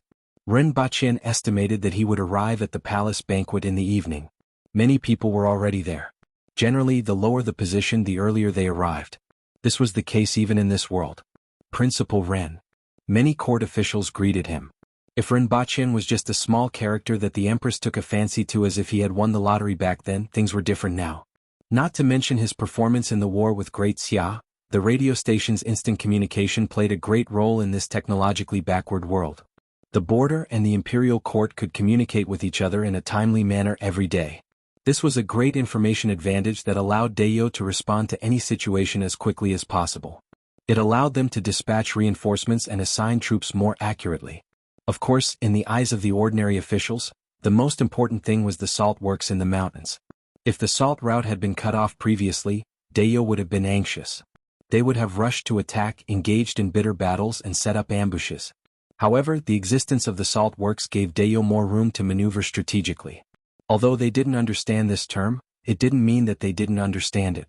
As a result, Rinpoche became a strange but very capable person in the eyes of many officials. He was strange because he was different from the Aboriginals.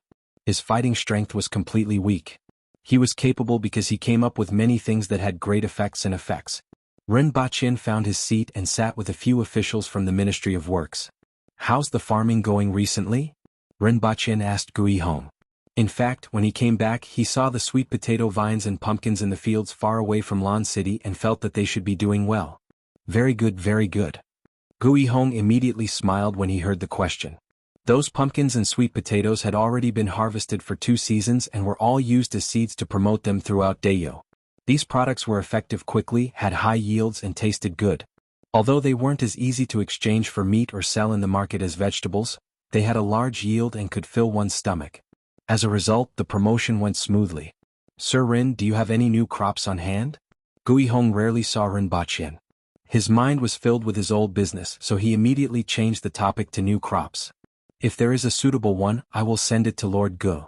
Rinpoche thought for a while. In fact, there were many crops on earth that could not be found in this world. However, at present what Dayo needed the most were crops with high yields that could fill their stomachs. Furthermore, these crops had to be compatible with Dayo's tropical mountainous climate. Therefore, there wasn't much room for choice. After chatting with Feng Ho for a while, Rinpoche heard a maniacal laughter coming from the entrance of the hall. It sounded like the voice of Tong Jinya. Following that, Qin Chuan angrily scolded, "Old man, if you don't shut up, this old man will let you have a taste of the sharpness of this old man's blade." "Ah.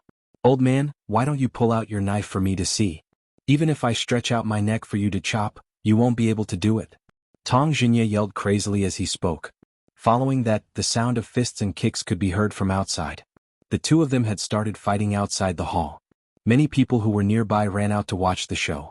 They were just a bunch of onlookers who didn't mind the matter getting bigger. Even though the two of them were rank 3 officials, if the two of them were to fight, there wouldn't be anyone to stop them.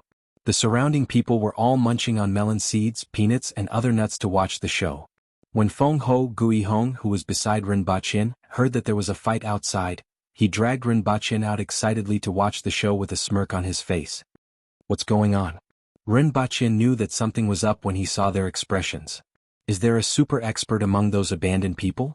Feng Ho remembered that Rinpoche definitely knew about those people and quickly asked, "Who provoked them?" Rinpoche immediately became spirited. It was indeed a super expert who was at least as tall as a 30-story building. Yesterday, Lian Liang wanted to give them a good beating. In the end, his weapon was broken and he suffered some minor injuries. When Sir Qin found out about this, he shouted, "Let me show you how sharp my blade is," and tried to test that person's trick. In the end, his weapon was also broken and his balls were beaten. Feng Ho laughed heartily. Rinpoche immediately looked like he was in pain. This Qin Chuan was really unlucky to bump into an iron plate. He didn't even try to find out about the other party's background. Li Fu's identity wasn't a secret. It could only be said that the Aboriginals were used to being overbearing. After all, the big shots in the imperial court were all Cardinal Heaven experts. They didn't care about who their opponent was and only cared about where their opponent was. When everyone arrived at the entrance of the main hall, they heard cheers from both sides. Rinpoche looked up and saw Tong Jinya's 13 consecutive groin kicks. One kick after another, his feet never left his lower body.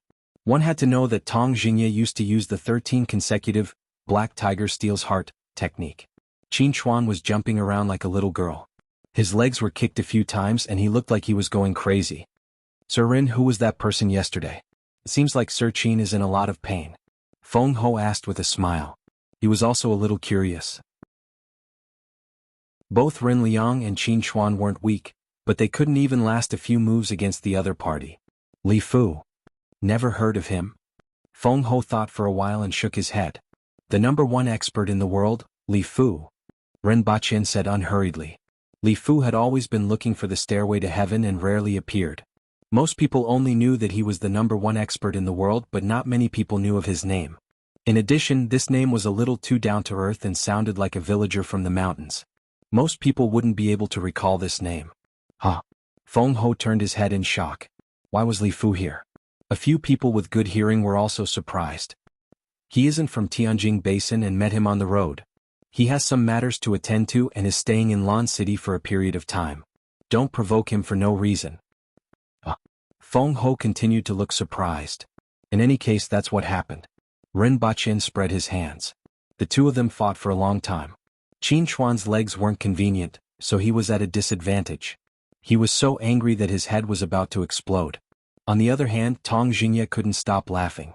There weren't many opportunities for him to take advantage of others. Only when Great Elder Shi Qing arrived did the two of them finally calm down. Following the arrival of the Empress, the banquet began.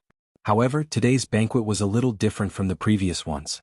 In the middle of the banquet, there was a dance performed by more than 10 young ladies from Tianjing Basin. It was the same dance that Ren Baqin saw at the Golden Ring residence. The young ladies were carefully selected and had beautiful looks.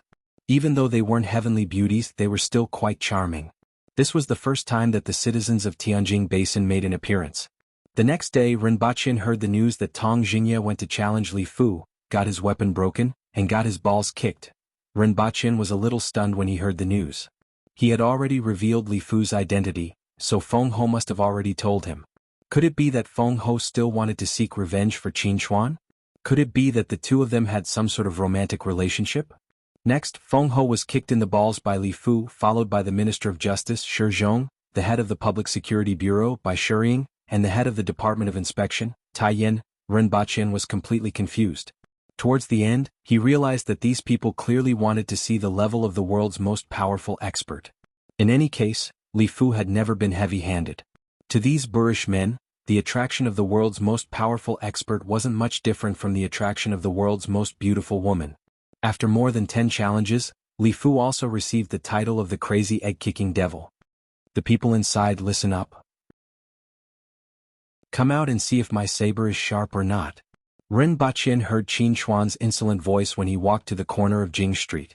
He saw Qin Chuan holding a steel saber from an unknown person and making a big fuss outside Li Fu's courtyard.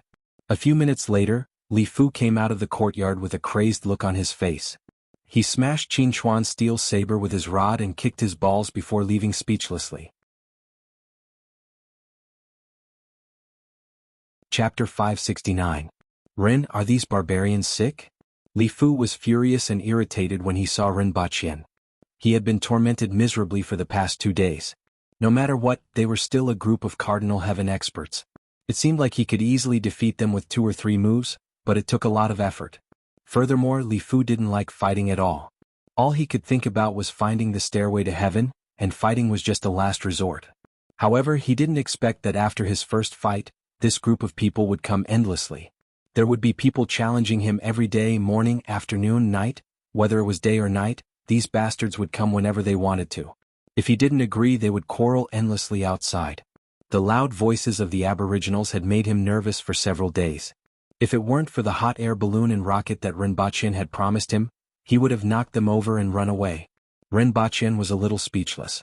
Although he knew that Li Fu was a good person, he didn't expect him to be this good. He really didn't know how he became the #1 expert in the world. Now, it was as if he was being bullied by those old fools. In fact, although he had always been the one kicking people's testicles, it seemed like he was the one being kicked now. You are the #1 expert in the world and you are still alive. What a great opportunity it is to see the #1 expert in the world in the flesh. Besides, who doesn't worship their idol? Even though they all have high statuses, seeing the #1 expert in the world is like seeing a young idol. Isn't this exciting? In addition, I want you to give them some pointers. Ren Baqin's words were half true and half false. Before coming here, he was really afraid that Li Fu would be anxious, so he came to take a look. However, based on the current situation, it wouldn't be a problem even if they struggled for a while. To be able to see Li Fu in action, even if it was just a few moves, was already very beneficial. Most importantly, there were many people. Almost all the people from secondary class, rank 3 and above, had been here once and were planning to come a second time. It was said that even the Minister of Revenue, Tu Wan, was tempted. Now, Li Fu's place was like a famous tourist attraction. Every day one could see all kinds of big shots in the court. Even the Jing tribe people who had just moved here were a little speechless. Black Bamboo Academy will start classes the day after tomorrow. Senior, if you have nothing to do, you can go and listen to the classes. You can also find some peace and quiet, Ren Baqin said after thinking for a while. Not interested. Just finish what you promised me as soon as possible. Li Fu waved his hand, not minding at all. He was just a little annoyed by those fellows who disturbed his peace. Seeing this, Ren Baqin didn't say much. He laughed and bade farewell. In the end, as soon as he left the courtyard, he was stopped by someone. "Sir Ren, what are your arrangements for me? You can't possibly let me stay here without any status, right?" Ning Kaichen had a look of hidden bitterness on his face. Those who didn't know would think that Ren Baqin had done something to him. Ren Baqin looked at the gossipy expressions on the faces of the newly assigned guards. He didn't need to ask to know what they were thinking. Then he looked at Ning Kaichen with a pair of bright and piercing eyes. "If you have the guts, say it in front of the Empress. If she doesn't plaster you to the wall, consider it my loss." Ren Baqin dismissed Ning Kaichen with a few words. Recently there really weren't any positions suitable for him. After all, with his status there were many things that he couldn't do. Furthermore, there were already people who could do what he could. However, he really couldn't just leave a sword master here and ignore him. After a few more days, Ning Kaichen definitely wouldn't be able to stay here anymore. Ren Baqin pondered about where to place Ning Kaichen as he walked back. In the end he was stopped halfway.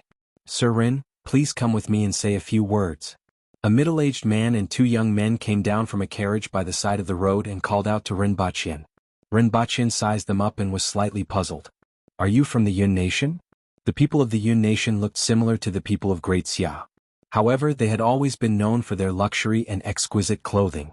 As a result, when Ren Baqin saw these three men in exquisite embroidered clothes, he immediately guessed their identities. "Sir, my surname is Zhang and I have met you once before. Today, I'm looking for you because I have an important matter to discuss with you. Sir, please come with me and let me say a few words. I have already prepared some food and wine in the restaurant next door." Ren Baqin looked at this man carefully and then at the two young men behind him. He didn't have any impression of them. However, he really wanted to hear what they had to say. Ren Baqin nodded to the people beside him. Zuoleng and the others immediately went around the inn and confirmed that there were no problems before going downstairs to report to Ren Baqin. It wasn't that he was being too careful. Anyone who had experienced a few assassinations in a year would be this careful. The two young men behind him lowered their heads and had a strange look on their faces. It wasn't clear whether it was contempt or something else, but they were careful not to let others notice. Ren Baqin walked upstairs under the escort of the guards and found a seat by the window to sit down. Under the watchful eyes of the guards, the three of them carefully sat opposite Ren Baqin. "Sir Ren, the last time I saw you was a year ago. I think you already don't remember me." Ren Baqin thought about it. A year ago at this time, he should have just arrived in Dayo and was assigned by the Empress to be the Honglu deputy, in charge of receiving guests from various countries. "Did the few of you attend Her Majesty's birthday celebration last year?" Ren Baqin suddenly realized. At that time he really couldn't remember many of them. Ning Kaichen, the seventh prince of Great Xia, and that kidney-deficient young master who vomited blood every time he made a move. These were the only people he could remember. He couldn't even remember the name and appearance of that young master from the Lien family whom he killed at that time, let alone the others. "That's right." The middle-aged man nodded and smiled. Following which he said, "My surname is Zhang Junzheng. These are my two nephews Zhang Heqi and Zhang Heju. Greetings, Sir Ren." Just as Sir Ren thought, "We are from the Yun nation." As the middle-aged man spoke, he carefully sized up Ren Baqin and sighed deeply in his heart. At this time last year, this person in front of him was still a Honglu deputy in name. Not long after, he became the husband of Qi Zixiao. At that time he didn't take Qi Zixiao seriously. After all, at that time he didn't display any outstanding qualities. In everyone's hearts he was just lucky to be chosen by Qi Zixiao. However, this luck could fall to the bottom at any time because of a slight change in Qi Zixiao's mind. In the eyes of many people, perhaps that was normal. After all, what kind of person was Qi Zixiao? He was an ordinary person with no talent and good luck. Even if Qi Zixiao liked him because of his flattery, how long could he last? Therefore, even though he and the others had been trying to build a relationship with Dayo for the past year, they didn't consider this person in front of them. This was the reason why. However, after a year, unexpectedly, this person's position had become more and more stable. This could be seen just from the attitude of the people in the imperial court toward him. Furthermore, there were rumors among the people that he played a great role in the war against Great Xia in the north. Furthermore, he produced salt in the mountains and recently went to Tianjing Basin with the Empress. Although he didn't know what he did, nearly 2,000 people from Tianjing Basin came to Lan City. He also had a few experts from the remnant citizens of the Hao nation by his side as guards. Now he had no choice but to put down his pride and re-evaluate this person and beg him for help. Even Rinpoche, who had always boasted of his superior foresight, had to admit that he had really misjudged this time. Rinpoche's brain spun and finally felt that these three people in front of him were somewhat familiar. He then waited for them to speak and see what they wanted to say. They couldn't possibly be trying to persuade the Empress to give the Yun nation a way out through him, right? In history, there was no lack of cases of losing a direct confrontation and then bribing the opposing party's high-ranking officials to cause trouble in their own backyard. However, if they had this intention, they could be directly dragged down and beheaded. Chapter 570. Rinpoche wasn't in a hurry to reply. Instead, he picked up the teacup and smelled it before putting it back on the table. After taking a closer look at the three of them, he asked curiously, "You guys aren't ordinary people in the Yun nation, right? Although the Narita Zhang family isn't a big family, they do have some reputation." Zhang Junjing was a little proud. In fact, not only did the Zhang family have a small reputation, but it was also quite famous. Many people in the Yun nation had always thought that controlling a city was the foundation of a family. However, although the Zhang clan did not control a city, the clan that controlled the city had changed several times over the past hundreds of years, but the Zhang clan had never fallen, and every generation had a talent. It wasn't that the Zhang family didn't have the opportunity to control the city, but they gave up every time. According to the words of an elder of the Zhang clan, water had no form and there was no way to attack it. From the Zhang clan's point of view, it might seem like they had a foothold in a city, but in reality they were bound to it. Therefore, apart from being a family that did not attract much attention on the surface, most of the Zhang family members were scattered throughout various industries. The Narita Zhang family had always been a general name. On the surface, it looked like a plate of loose sand distributed in various industries. On the surface they might not seem to be related, but at the root of it they both came from the Narita Zhang family. Even if their enemies wanted to harm them, it would be difficult for them to do so. Zhang Juanjing's two nephews had been running into walls in Lan City for a year, and the war between Dayo and the Yun nation was in full swing. In his opinion, it was impossible for the Yun nation to win this war, so time was of the essence.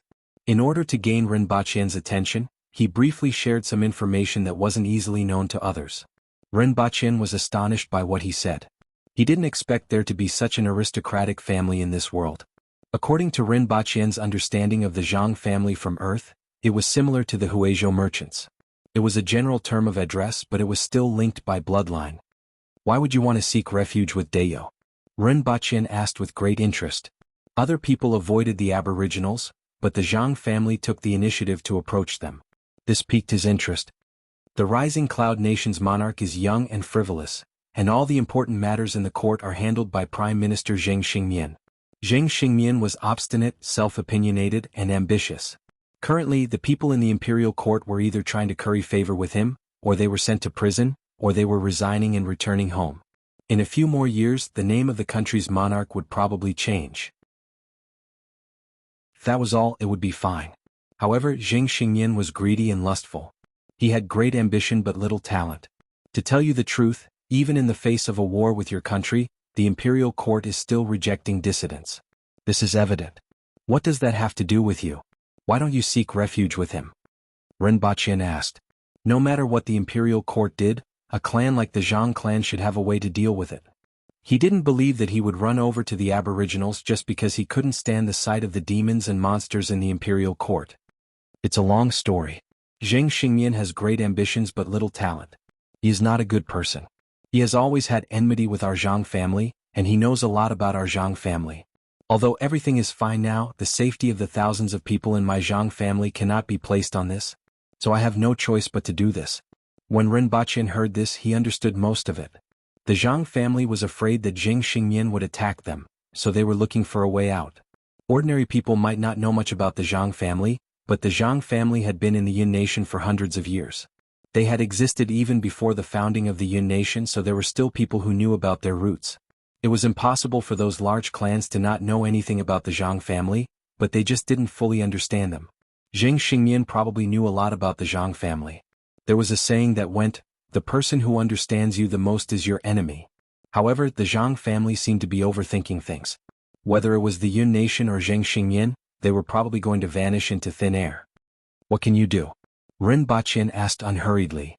My Zhang family is involved in all walks of life, which is what your country lacks the most. I'm sure that the Zhang family will be of some use to you. Zhang Junjing laughed. He was very confident in the strength of the Zhang family. What you know, I know as well. I know everything that you don't. Rinpoche laughed nonchalantly with a hint of playfulness in his tone. Sir, no one is omnipotent. Zhang Junjing laughed and suddenly felt a little strange. This person's achievements over the past year and the establishment of the Black Bamboo Academy shouldn't be an ignorant person. How could he dare to say such a thing? One had to know that being involved in all walks of life was the foundation of the Zhang family's survival and also the source of their confidence. As long as someone from the Zhang family was still alive, they would be able to find a way out no matter where they were. Indeed, no one is omnipotent. However, I should be omnipotent to you, Rinpoche said bluntly. The things of the Zhang family were very important to others and even more important to the previous Dayo. However, with Rinpoche around, those things were nothing. He could obtain more advanced and scientific manufacturing techniques, industrial systems, and various management methods than the Zhang family. Although it might not necessarily be in line with the situation in this world, Rinpoche believed that he could completely change Dayo as long as he was given time. The Zhang family was naturally useful, but it wasn't as useful as they thought. The biggest use for Rinpoche was to save time. Therefore these people could be used, but he still had to suppress them. After hearing Rinpoche's words, Zhang Junjing looked slightly unhappy. The two young men behind him looked at Rinpoche with disdain.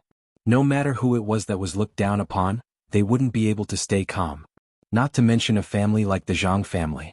The person in front of them was directly labeled as frivolous, shallow, and didn't know the immensity of heaven and earth. The Zhang family is indeed looking for a way out, but it's not just Dayo. It's just that Great Xia is deeply rooted in all aspects. If the Zhang family were to move there, it would easily cause a backlash from the local forces. Therefore, Zhang Junjing, who had the best foresight in the family, was inclined to move a portion of the family to Dayo. However, they had already hit a brick wall previously. If this person was such a shallow person, then there was no need for him to come to Dayo. Rinpoche looked at the expressions of the three people and realized that it was completely within his expectations. I have already made salt. I don't know if you have heard of glass cups and mirrors? I can also make your pancreas and I can make it even better. I call it not a perfumed soap. I can also make wine and the taste is better than yours and the taste is stronger. Spices? Soy sauce? Soy sauce? I can do all of these. Essence? I can also do this. Wrought iron? Forging weapons? I can also do all of these and they are more advanced than yours. I know a little about farming equipment and even how to farm. Clothes? Textiles? I can do all of these. In addition to history, I can also do mathematics, investigation, military strategy, poetry, and local governance. What else do you know? Tell me. Let me see if there's anything I don't know. Rinpoche chuckled and spoke with great confidence. Zuoleng and the others who were following him were speechless and didn't know if it was true or not. After all, they had only followed Rinpoche for a short period of time. They believed that Rinpoche knew the art of war and knew how to govern a country. After all, some of the things that Rinpoche did vaguely had the shadow of the art of war. The rearguard commandery was also formulated by Rinpoche. From recruitment to promotion, confidentiality, and rewards and punishments, the regulations were quite comprehensive. Ordinary people couldn't do it at all. Zuoleng and the others also deeply believed that Rinpoche was proficient in this area. As for other aspects, they weren't sure. However, after hearing what he said, they felt that it was a little exaggerated. Needless to say, the three people from the Zhang family didn't believe it at first. Towards the end, their expressions became very strange, as if they were looking at a lunatic talking in his sleep. In any industry, a person might not be able to reach the peak in his lifetime. Do you know all of them? Chapter 571. In that case, it seems that Dayo isn't a place for the Zhang family. Sorry for disturbing you today. We will take our leave now, Zhang Junjing said faintly as he suppressed the anger in his heart. He originally thought that the principal of the Black Bamboo Academy was a wise person since he was able to secure his position in such a short period of time and establish an academy. Now he only felt that he was an arrogant person. It was obvious that he wasn't an aboriginal. Perhaps he had learned some things from somewhere else, or perhaps he had developed this kind of arrogance after interacting with the aboriginals because of their stupidity. Therefore he was an arrogant person. Such a person wasn't a good choice. No hurry. Seeing that the three of them were about to get up, Rinpoche gestured with his hand, and the guards immediately pressed them down on the chairs. Among the three of them only Zhang Junjing was an earth wheel expert. The other two were man wheel experts, so they naturally didn't have the strength to resist the palace guards. Zhang Junjing was even angrier. Since you have already said so, why can't we leave? Sir Ren, what other instructions do you have? Since we are useless to Sir Ren and Dayo, why not let us leave? Zhang Junjing's voice was slightly cold. It's not that the Zhang family can't establish a foothold in Dayo, but your expectations are too high. To those who have never seen brass, brass can naturally be sold as gold, but not to me. If I did so, I would become a great laughingstock. If the Zhang family can live a stable life in Dayo, it won't be a problem. It can even be like how you live in the Yun nation, Rinpoche said with a smile. Rinpoche said with a smile. He already knew what the Zhang family was thinking after listening to the beginning. He needed some manpower, but he didn't want them to think too highly of themselves. Since Sir Ren is here, why do you need us? No, although I can do everything, I'm just one person with limited energy. I still need some manpower. You can also learn something from me as the foundation of the Zhang family, Rinpoche said without any trace of politeness. Zhang Junjing almost laughed when he heard this. I wonder what Sir Ren can teach the Zhang family? Zhang Junjing emphasized the word, teach. As for Zhang Heqi and Zhang Heju behind him, they were not as calm as he was. If it weren't for the guards holding them down, they would have already jumped up. But even so, a layer of ice still scraped off his face. In that case, why don't we take a gamble? You can choose 3, 5, or 7 industries or manufacturing methods to compete. As long as I lose one, it will be considered my loss. I will introduce you to His Majesty and guarantee that His Majesty will not behead you. How about that? When Zhang Junjing heard what Rinpoche said, he wasn't happy. Instead, he was angry. The other party was simply too arrogant. Allowing him to choose as many as he wanted to compete, and if he lost even one, it would be considered his loss? What kind of courage did he need to say that? Did they really think that there was no one in the Zhang clan? One had to know that the Zhang family's roots were not in the imperial court, nor were they in any line of business. Instead, the Zhang family's shadow could be seen in most of the hundreds of lines of business in the Yun nation. Furthermore, the Zhang family had grasped the core of the business.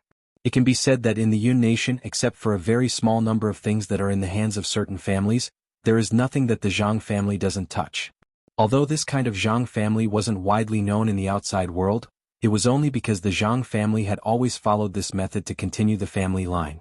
Even if they encountered a great disaster, there would still be a day when they would rise again. However, this didn't mean that the Zhang family didn't have the strength.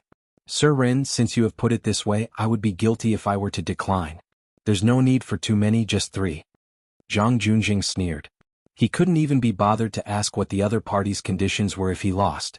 Don't you want to challenge a few more? Is 3 enough? Rinpoche naturally didn't care. Whether it was 3 or 30, it didn't make any difference to him. 3 is enough, Zhang Junjing said proudly. If he couldn't beat this person in front of him in 3 categories, then the Zhang family would be too incompetent. Furthermore, he was certain that he would win. As long as you think it's enough. If you lose, you will have to move the Zhang family over to Dayo to assist me and learn well. If you want to run away, you should know about the 9 pavilions, Rinpoche said unhurriedly. The Zhang family naturally won't do such a thing. Keeping our word is the foundation of the Zhang family, Zhang Junjing said. Furthermore, we won't lose. Zhang Junjing added resolutely. It's best to have confidence. Rinpoche smiled and didn't say it out loud.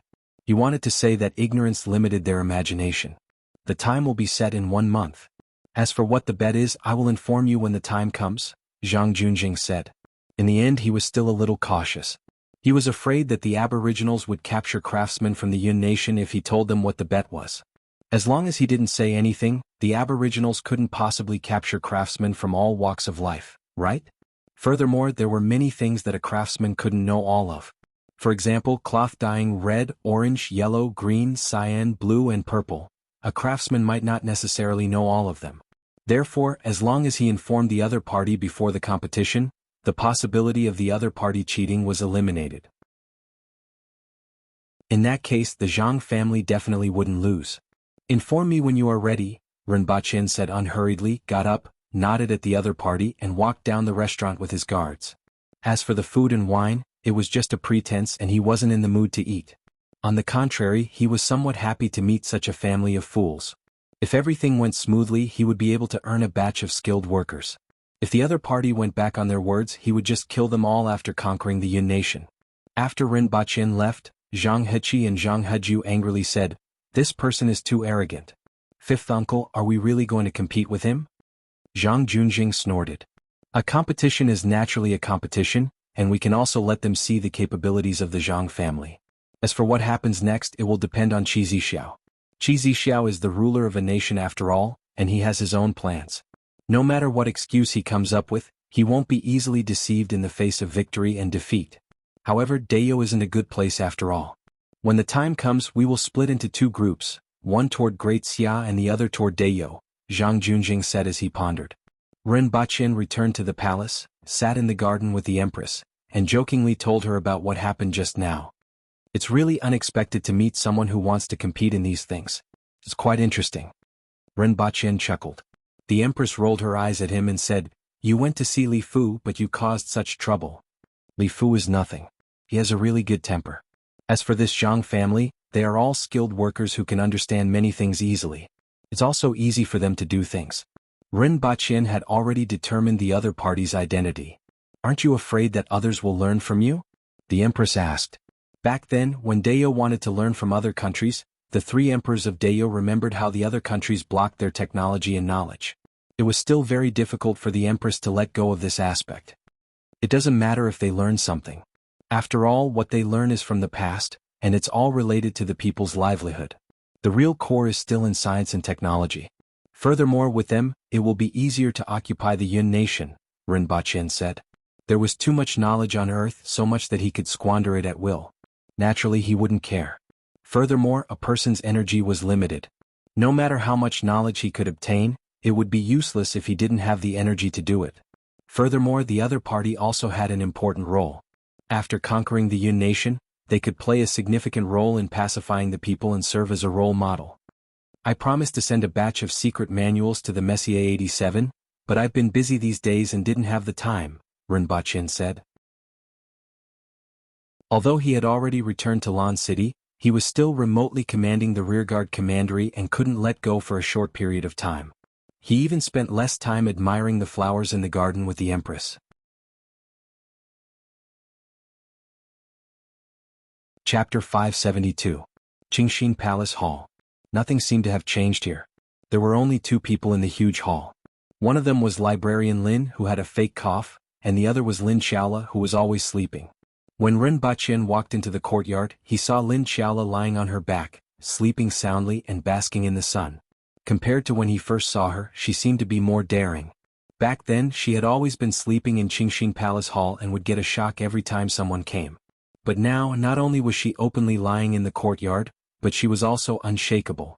Ren Baqin walked around her and pushed open the door of Qingxin Palace Hall. After walking a dozen steps, he opened the door on the left and saw piles of secret manuals. Speaking of which, the harvest from this trip to Tianjing Basin wasn't small. Finally, he searched the rebellious sects and warlords' residences. After counting the gold, silver, and jewelry, he found at least 100,000 taels of gold, which was equivalent to 1,000,000 taels of silver. The empress's annual income from the gold mine was only 120,000 taels of silver. 1,000,000 taels of silver was already a huge sum for Dayo. Unfortunately, this income eventually went to the national treasury. The secret manuals in this house belonged to the empress. There were more than 13,000 secret manuals. Excluding the duplicates, there were at least 6,000 of them. There were different levels of people, and so were the secret manuals. If they were classified according to the high, middle, and low levels, 80% of them could be classified as relatively shallow, 18% as intermediate, and close to 2% as high level. Less than 0.1% of the secret manuals were top-notch. For example, the treasures of the 8 major sects could be classified as top-notch. In addition, there were other miscellaneous things such as face-changing. At first, Ren Baqin was rather interested in it, but after looking at it carefully, he realized that it wasn't much different from modern makeup. It was just that due to the materials used, the makeup would last longer on the face. It wasn't like in novels where a human skin mask would immediately change one's identity. There were also some methods of making medicine, the secret methods of taming snakes, insects, war elephants, monkeys, and birds, as well as some other miscellaneous things. One of the small sects had an interesting formula called the marching pill. If it was made according to the formula, the size of a fingernail would be enough to feed an ordinary person a meal. Even for Aboriginal warriors, the size of half a fist would be enough. With this thing, a soldier could carry half a month to a month's worth of rations at a time. They could completely abandon the heavy logistics and long-distance raids. The only problem was that many of the ingredients were produced in the 60,000 mountains, and there weren't many of them. They were expensive, so it was difficult to promote them to the entire army. They still needed the medical bureau to find something to replace them. Rinpoche picked out more than 500 low-level secret manuals, 50 middle-level secret manuals, and 3 high-level secret manuals. The next step was to convert these secret manuals into simplified characters. The ancients once said, "When there is a problem, the disciple will help. When there is wine and food, the teacher will serve." Is this filial piety? The ancients also said, "A filial son who has deep love must be amiable. Amiable must be pleasing. Pleasing must be graceful. Pleasing must be gracious. Pleasing must be gracious. Pleasing must be gracious." When it is time to tell a story, the only thing that is difficult to listen to is lust. Serving is not enough to be filial. What it meant was, if there's a problem, the disciple will do it. There was wine and meat for teacher to eat. Furthermore, the disciple had to be amiable and happy. Even if you did it, if you didn't do it happily, that wouldn't be filial. The next day, Rinpoche gave them homework with a smile on his face. From today onwards, each of you will take 12 secret manuals back and convert them into simplified characters. Write one in hand in one. If there are any mistakes, do you see the flagpole outside? I will let you flutter in the wind and let loose. If you don't finish writing, not only will you flutter in the wind for a day, but you will also receive bullets. When the students from the Black Bamboo Academy heard this and looked at the stacks of secret manuals that Rinpoche asked people to move into the room, their faces turned green. Each of them had to be responsible for 12 secret manuals for 7 days. In addition, they had to attend classes in the morning. As a result, the lights in every student's room remained lit every night. 7 days later, 49 students with panda eyes and gritted teeth stacked the secret manuals in one room. 7 days. During these 7 days, everyone slept less than 4 hours a day. After 7 days, they began to doubt their lives. The only good thing was that after 7 days, their simplified Chinese characters were even better than Rinpoche's. After all, he had been using a computer for so long that he almost couldn't write. 3 days off. All of you have read about the steam engine in physics class. After 3 days, you will start learning how to build the steam engine. Rinpoche smiled as he took back more than 500 secret manuals and gave everyone 3 days off. It was time to build the steam engine. The steam engine could be said to be the beginning of the Industrial Revolution. Although the technology in this world hadn't developed to this stage, it would be very fast with its own impetus. After the steam engine was built and had its own thrust, the development of technology would take a leap forward in a short period of time. After hearing this, everyone directly lay on the table and didn't even have the energy to cheer. Their brains were almost emptied, and the steam engine was no longer in their consideration. That night, Rinpoche returned to Earth with the secret manuals. The 6 winged cavalry warriors and the tutor, Ding Jia, were drinking there. The 6 of them were mainly drinking, and Ding Jia was holding a glass of water and slurping it. 2 of them were bragging about how they had experienced storms and rainbows while the other 4 looked envious. Rinpoche grinned. Those 2 idiots. After he left, they went to look for a prostitute and ended up destroying her place. Then they smashed her drug den. However, the physical fitness of these winged cavalry warriors was indeed too strong. Soft drugs like ecstasy and K-powder basically had no effect on them. That's right, they smashed the drug den because the ecstasy and K-powder sold to them weren't effective. They felt cheated. They didn't know what it was and only heard that it felt like they were flying after using it. Lady Boss. Seeing Rinpoche, the 6 tall and burly winged cavalry warriors stood up to greet him. Rinpoche picked up a decorative ornament and threw it at them. Boss. Only Ding Jia obediently called him boss. After all, an honest child was the most lovable. It's second boss. Rinpoche grunted, went upstairs to change his clothes, and called young senator. He asked someone to move the secret manuals into the car and called a winged cavalry warrior to follow him out.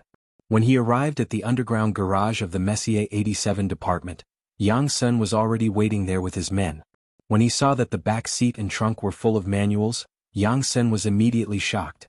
The members of the Messier 87 department behind Yang Sun all gasped in unison. Although Rinpoche had promised them before and had already called them in advance, he still didn't expect there to be so many. One had to know that these were cultivation manuals. They weren't cabbages. Previously, when Rinpoche sent them the original version of the secret manuals, they usually stored them in a safe. Although they knew that these things weren't very rare for Rinpoche, they were still shocked to see him pulling a car full of them as if they were cabbages. Rinpoche was really generous this time. With these secret manuals, the deduction speed would be faster, and more types of martial arts could be deduced to suit different people. At the same time, they could better understand the cultivation system and the characteristics of each level through these secret manuals. When Rinpoche returned, he gave Dingjie a secret manual that had been improved by the nation, which was the kind that Rinpoche had given to his parents. This is for you. This is easier to learn and won't cause problems, but remember, don't spread it. If it spreads, you know the consequences. You will harm him and yourself. Dingjie had always felt regretful after Rinpoche stopped him from learning martial arts from the winged cavalry warriors. He would feel lost in bed at night, so it was a huge surprise to receive this secret manual from Rinpoche. Boss, I will definitely do my best.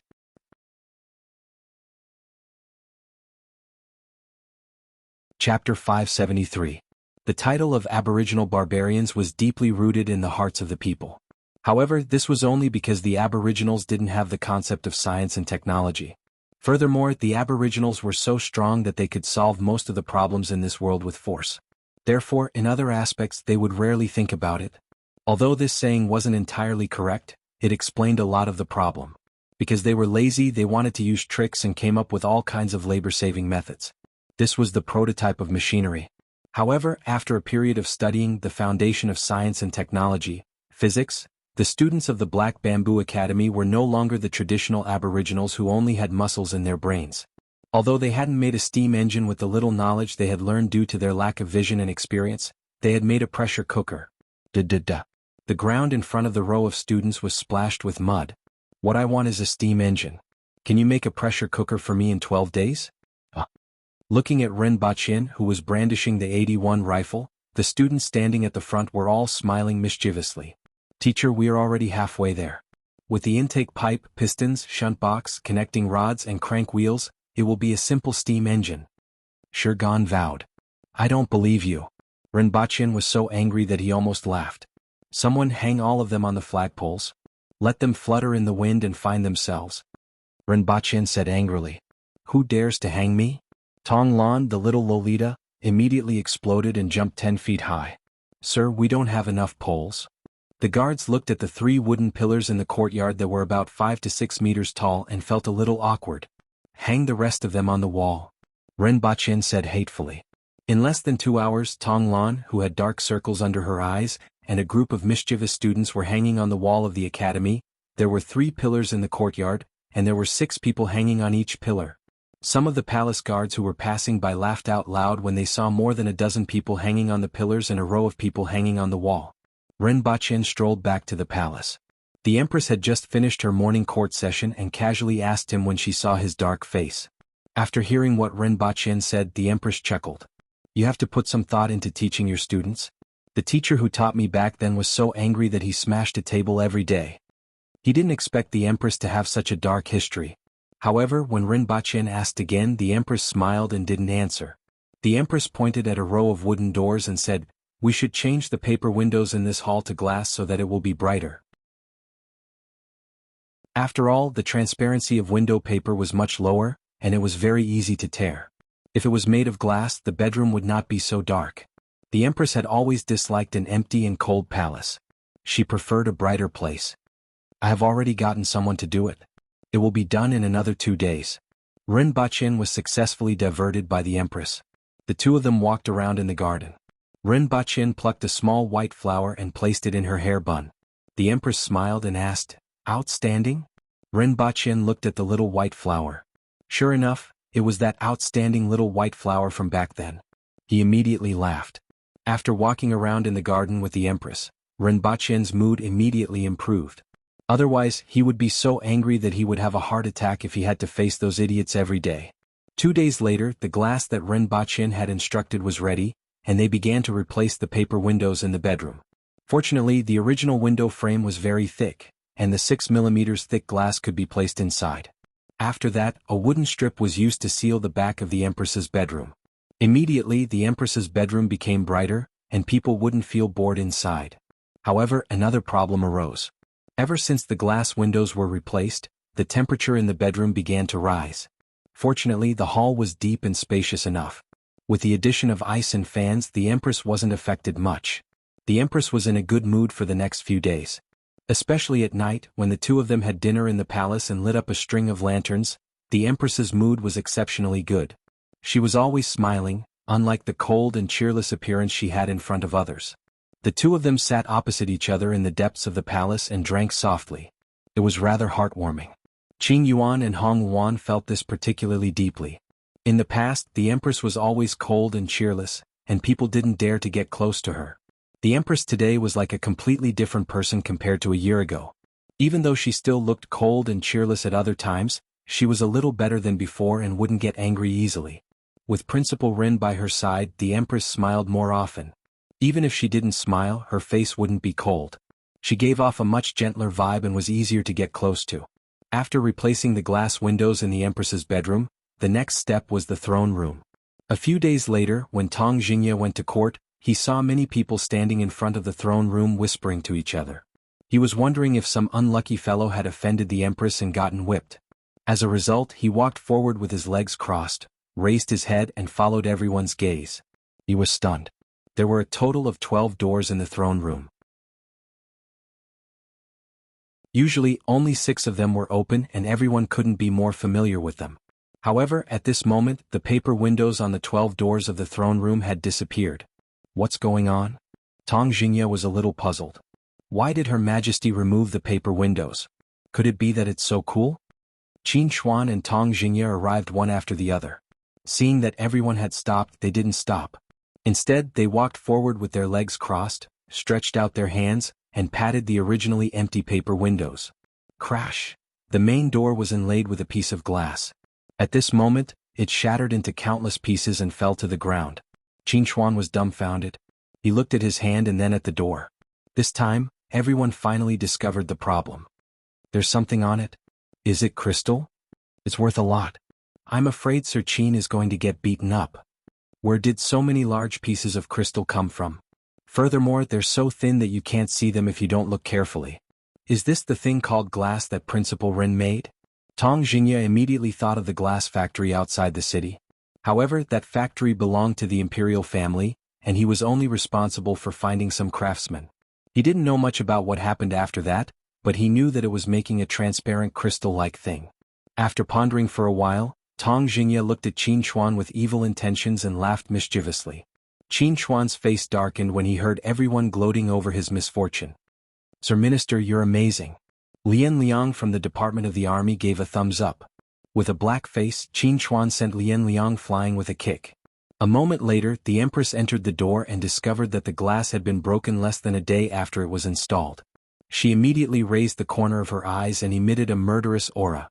Then, the culprit, Qin Xuan, was sent flying out of the throne room by the Empress with a kick. A few days later, another glass shop opened in Lan City for the imperial family, and it was immediately overcrowded. P.S. Follow the official WeChat account. Limioxis 666.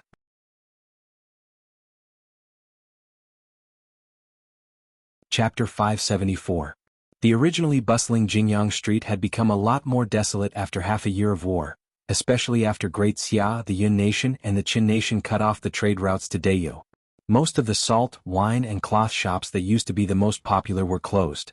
Most of the pedestrians were in a hurry or went to the shops and restaurants opened by the aboriginals. Only when the government started selling salt every once in a while would this street become lively. However, in the past few days this area of the street was filled with people.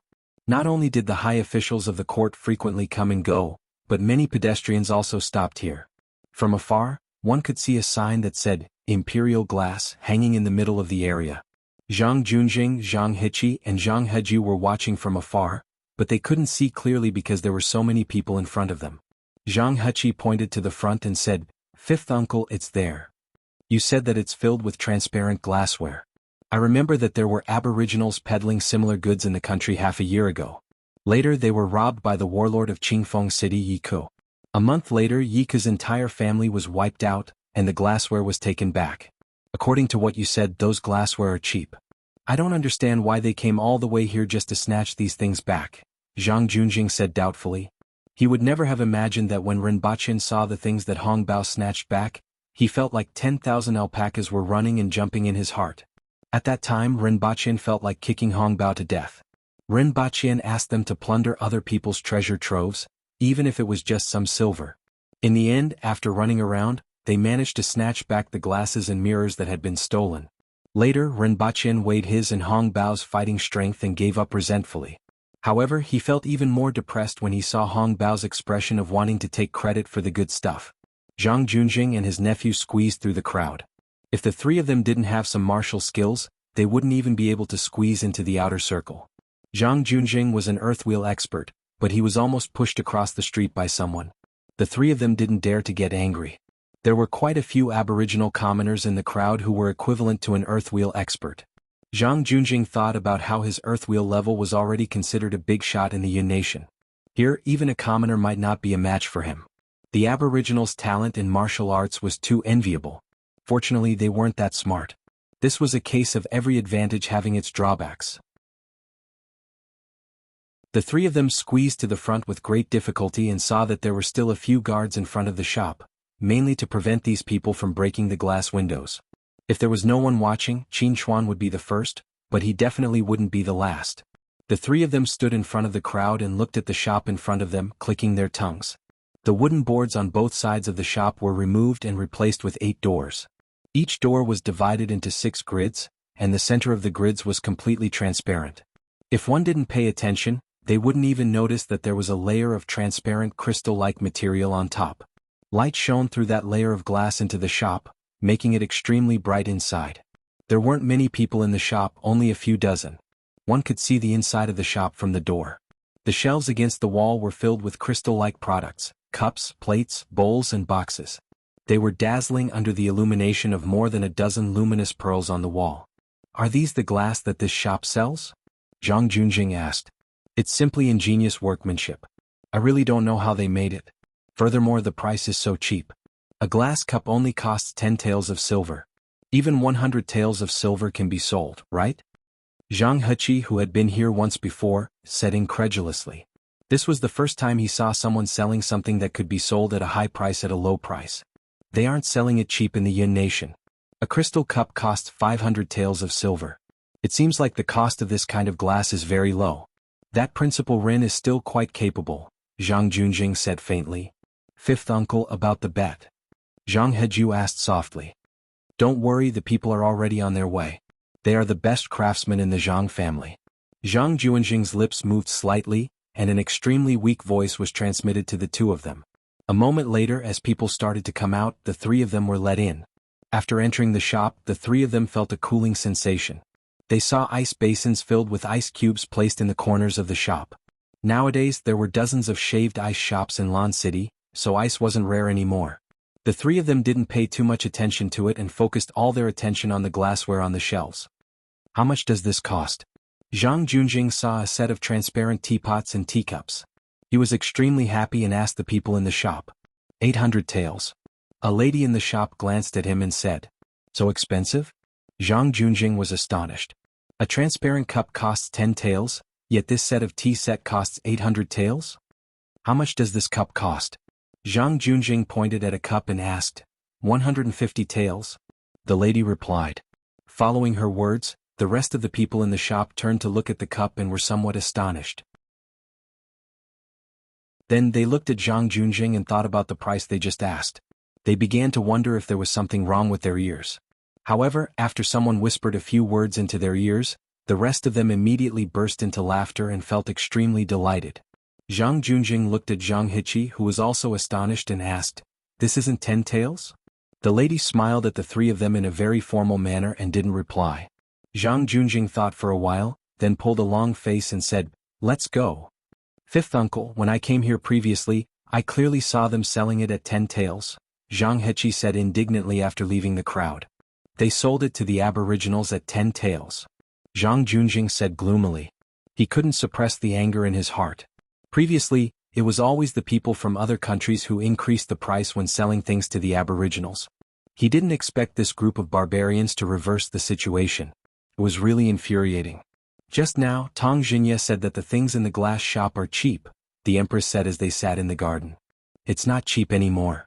Renbaqian shook his head. If it's any more expensive, they will find trouble with me in the future. The cost of making glass was very low. Selling a glass cup for 10 taels of silver was already a sky-high price. For an ordinary official in Dayo, the monthly salary of a supervisor in the Beast Park was only about 6 taels of silver. 2 months' salary could only be exchanged for such a cup. Those who could afford it were also the big shots in the imperial court. Sooner or later, glass would become a cheap commodity that ordinary people could afford. At that time, those big shots in the imperial court who were buying glass products would realize that they had been cheated. One could imagine the reaction of these big shots when they realized that they had been cheated. At that time, there would be people who would challenge him every day. Thinking about the consequences, Renbaqian didn't want to bear it. As long as the sales of glass products go up, the profits won't be low. For those custom-made glass, one window costs at least 6 yuan, which is 60 taels of silver. 2 windows in an ordinary house cost 120 taels of silver. Including the door, it would cost about 200 taels of silver. Which of those adults didn't have 8 or 10 rooms? Also glassware. These things are fragile and will be consumed quickly. As he spoke, he felt a little regretful. In fact, I originally wanted to use the glass to make a fortune in the Yin nation and Great Xia. Unfortunately, it was ruined by this sudden war. Fortunately, I can sell it to them at a high price in the future. As long as they don't learn how to make glass, they will have to pinch their noses and accept it no matter how expensive it is. It's just that I can't sell a cup for 500 taels of silver anymore. They've taken advantage of us so many times in the past. It's time to return some of it. The Empress thought of those hateful foreign merchants in the past. She then thought about how they would pinch their noses and buy things at high prices in the future. She immediately felt great. Yes, you have to pay for what you have done. Renbaqian laughed as well. Even if they don't use glass, they still have mirrors, soap, clocks. They will spit out the money however they eat. The Empress thought about it and felt disgusted by his words. She pinched his ear with one hand and twisted it. P.S. Follow the WeChat official account, Limiox's 666.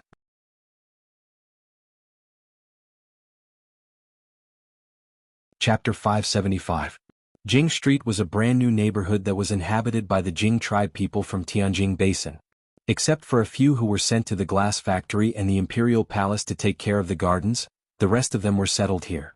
The most eye-catching person in Jing Street was the world's #1 expert, Li Fu.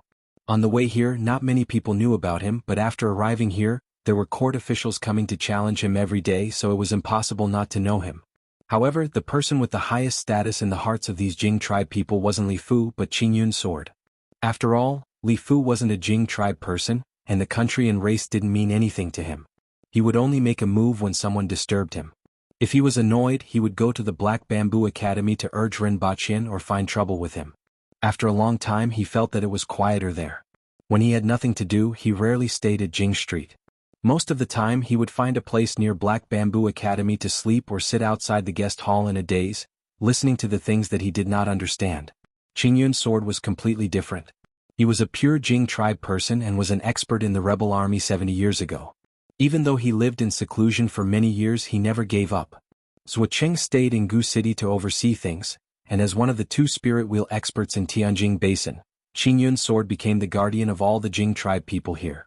During this month in Lan City, everyone knew Qingyun Sword's name and respected him from the bottom of their hearts.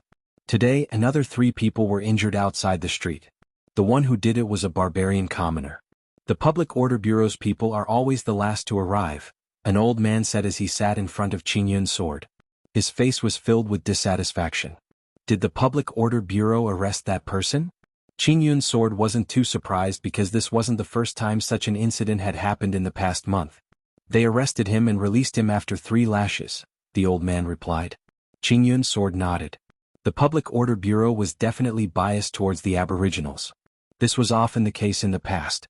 Sometimes when Renbaqian interfered, the situation would be better. However, it wasn't much better since he couldn't always stay here to guard. Even Qingyun Sword could understand the situation when the Aboriginals were biased towards the Aboriginals. He still did what he promised us, but to achieve what we want, we still have to take it slow, Qingyun Sword comforted. I understand. But in just 1 month, over 100 people have been injured, more than 10 have been seriously injured, and 1 has even died. I'm always angry. There are still more than 10 million people in Tianjin Basin. We have to endure for them, Consort said.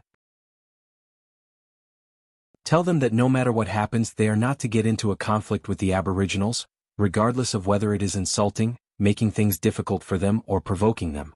After all, those barbarians are straightforward people. They just want to have a moment of pleasure and won't think too much about it. Consort didn't have much of a solution to this situation. After all, he was currently in the territory of the Aboriginals, and his spirit will level wasn't considered much here. If there were any problems she could only look for Renbachien. Fortunately, Renbachien had severely punished a few Aboriginals who had provoked and injured others, and the number of provocations had decreased significantly over the past few days. The most important thing was to avoid any conflict with the Aboriginals no matter what happened.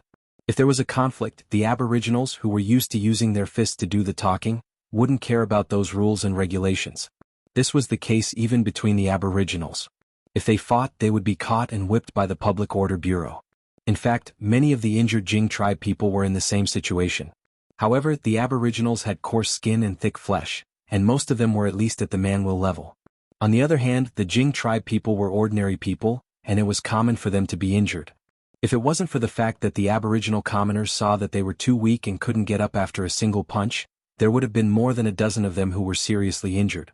In short, everything was changing in a good direction. This was just the beginning.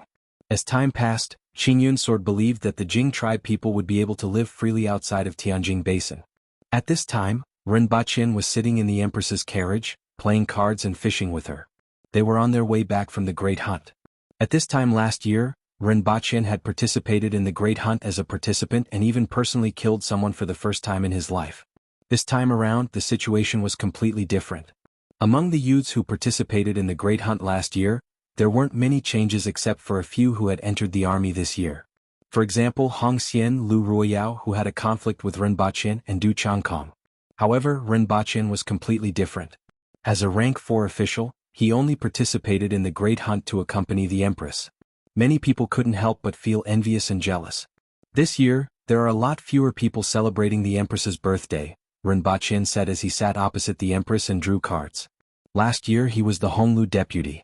All the foreigners who came to celebrate the Empress's birthday passed through his hands, so he was naturally very clear about it. This year there was still half a month before the Empress's birthday. He paid some attention and found that not only were there a lot fewer people coming to celebrate the Empress's birthday, but there were basically none. In fact, he wanted to see if there were any gigolos who dared to hit on the Empress this year. As it turned out, those guys still knew what was good and bad. At least, they knew that the Empress was taken, which gave him a sense of accomplishment. The Empress didn't even raise her head and said, "This year, after the war with Great Xia, the Yun nation and the Qin nation, who would dare to come?" In any case, in her heart, the only value of celebrating the Empress's birthday was to receive a lot of valuable things to exchange for weapons. She didn't care about those people at all. "What gift do you want, Your Majesty?" Renbachien laughed. "Are you asking me?" The Empress raised her head and glanced at him. "Even if it's the moon in the sky. Although I can't pluck it, I can take a photo for you." Renbachien was kicked out of the carriage just as he finished speaking. After a while, Renbachien returned to the carriage, sat in front of the Empress, and continued to play cards with a serious face. However, he still had to carefully prepare for the Empress's birthday. Last year Hongwu gave him a jade embryo. He couldn't get such a treasure, but he had to be able to move the Empress. After the group returned to Lan City, Renbachien continued to devote himself to making the steam engine. During this period, Li Fu spent more and more time in Black Bamboo Academy. Renbachien began to ponder how to trick Li Fu into becoming a sweeping monk. With Li Fu's strength, it would be a waste if he wasn't a sweeping monk. One had to know that the three most legendary occupations were the old guard, the sweeping monk and the librarian. Renbachien was determined to build Black Bamboo Academy into the world's top educational institution. At that time, even an old sweeping monk would be the world's #1 expert. That would be the style of the world's #1 educational institution.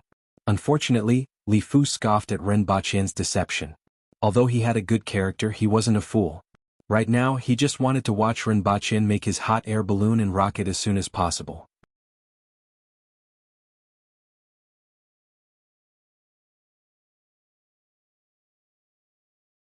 Chapter 576. This time it was at a restaurant on Jingyang Street. Sir Rin, the people from the Zhang family are here. The competition can begin at any time. Zhang Junjing cupped his hands. Let's do it in 2 days then. What do you want to compete with? Rin Baqian was fiddling with a small box in his hand. He took a deep breath, opened his mouth and spat out a mist with the fragrance of fruits. Even his face couldn't be seen clearly. It was as if he was a spirit from a supernatural story that was puffing clouds and spitting out mist.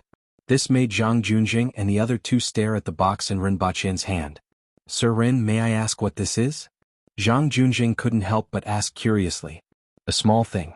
We call it steam cigarettes. Rin Baqian fiddled with the box in his hand and placed it on the table. In fact, this kind of thing had existed on Earth for a long time, but he hadn't paid much attention to it. Once, on his way back, someone passed by smoking this kind of thing. At that time he felt that it was quite fragrant, so he went to a steam cigarette shop to have a look.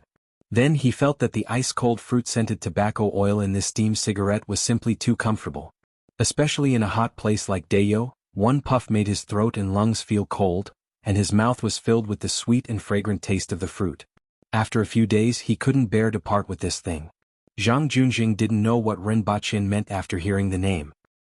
He looked at it a few more times before looking back at Rin Baqian and asked, Sir Rin, is the bet still the same as before? Of course. If I lose, I will introduce you to Her Majesty and guarantee it. If you lose, the entire Zhang family will move to Dayo to make a name for themselves. They can also learn from me. Speaking of which, you have made a huge profit. Rin Baqian emphasized the entire Zhang family. No matter how one looked at it, the Zhang family had indeed made a huge profit. The Yun nation was on the verge of capsizing. If they hadn't found Rin Baqian at this time, they wouldn't have received such treatment when the Yun nation was destroyed. Not to mention they could learn something from Rin Baqian. Even if it was just some production techniques, it would be enough to benefit the Zhang family. Zhang Junjing didn't comment on this and said, there must always be a witness to the competition. Her Majesty will be the witness. Rin Baqian laughed. The other party had set the time for the competition at this time because they wanted to make a name for themselves during the Empress's birthday celebration. Zhang Junjing smiled. With the Empress as a witness, this competition was the best opportunity to showcase the strength of the Zhang family. The 3 segments of the competition aren't complicated. However, it was not easy to do these 3 things well. The first round is dyeing cloth. There are 7 colors: red, orange, yellow, green, cyan, blue and purple. We are competing on durability and not fading. After all, it was not easy to dye a durable fabric that did not fade easily. Although each dyeing house had their own methods, there were differences in the results. This was also a very direct way to determine the winner and loser. The reason why he didn't mention the purity of the color was because there was no standard for the purity of the color. It depended entirely on the individual's preference. This could be faked, but the degree of fading could not be faked. After entering the water, he could wash it with his pancreas, and it would be easy to distinguish. Another reason was that dyeing the cloth would take at least half a month. The Zhang family had a special method to dye the cloth in a short period of time, but the color wouldn't be as good as the cloth that was dyed in half a month. Therefore, Zhang Junjing was very confident in this competition. It would be pretty good if the other party could dye the cloth in such a short period of time. After speaking, he carefully looked at Rin Baqian's expression and felt a little disappointed when he saw that Rin Baqian didn't have any reaction. He didn't know if the other party was really confident or simply didn't understand the difficulties involved. The second segment is to make springs. Zhang Junjing paused for a while before continuing. Springs? Rin Baqian pondered over these 2 words. He didn't expect the Zhang family to actually know how to make springs. This was a little unexpected. Twisting a spring in one's hand required a lot of strength. He had always thought that Great Xia's crossbow battalion used springs, but later discovered that they were multi-strung and fired a row of arrows at a time. As a result, he had never had any expectations for the spring technology of this world. The biggest problem with springs was the material, which was the biggest problem that limited the development of springs. Since the Zhang family had brought it up, they must have a certain standard in this area and might have unique materials. Not bad. This is a spring. As for what this thing is used for, Sir Rin, please forgive me for keeping you in suspense. We will be competing on the tension and elasticity of the spring, Zhang Junjing said confidently as he placed a fist-sized torsion spring on the table. This was the latest technology from the Yun nation. The ballistas used on the battlefield in the Yun nation were made of this kind of torsion spring. Although he knew that Rin Baqian had a small explosive device, He believed that a ballista that could fire 100 bolts at a time and had a range of 200 steps would definitely interest Qi Zixiao. Ren Baqian looked at the torsion spring on the table. Although he already knew that this would be the result of technology, he still didn't know whether to laugh or cry when he saw how confident the other party was. Competing with modern technology in alloys and springs? Who gave you such confidence? However, Ren Baqian valued the Zhang family even more. Being able to make a spring that met a certain standard was enough to prove the value of the Zhang family's craftsmen. What's the third segment? Ren Baqian asked faintly as he placed the spring on the table. Brewing wine. Sir Ren said that he knew how to brew wine, and the Zhang family also has a certain level of knowledge in brewing wine. We will use the same type of wine as the base, process it again and compete to see how strong the wine is, Zhang Junjing said again. In fact, the most important part of this competition was the spring. He was well aware of the difficulty of making this kind of spring. Even the materials used were brought over from the Yun nation. He believed that Ren Baqian definitely wouldn't be able to do it. As for the other things, they were just extras, but they weren't meaningless. For example, brewing wine. Qi Zixiao had always loved the spirits of the Yun nation. Every time the caravan from Dayo came to the Yun nation, they would purchase a lot of good wine. The best wine in the Yun nation was made by the Zhang family's craftsmen. He believed that brewing wine alone was enough to make Qi Zixiao happy. The torsion spring and ballistas were of great use to the whole of Dayo. Whether it was for public or private reasons, the things that he used for this competition were enough to stabilize the Zhang family in Dayo. Not only that, in order to prevent Dayo from having other ideas, all the craftsmen who came this time were prepared to die and took poison in advance. This also cut off the possibility of Dayo obtaining these production methods from them. Ren Baqian would never allow the Zhang family's technology to be leaked. This was because this was the foundation of their future foothold in Dayo. So be it. The competition will begin in 2 days. Do you have any other requirements? We need a courtyard that is divided into 2 parts. Only materials can be transported in, and we are not allowed to see each other's production methods. We can only compete with the final product. Does Sir Ren agree? Although these techniques couldn't be learned at a glance and there were many unique techniques and formulas, Zhang Junjing still maintained sufficient vigilance for fear of the possibility of the technology being leaked. Ren Baqian thought about it and felt that he had nothing to say. He originally had the intention of bullying them. Now that the other party was full of confidence and had pushed the entire Zhang family into a pit, what else could he say? He took a deep breath of the steam and spat out a mouthful of smoke.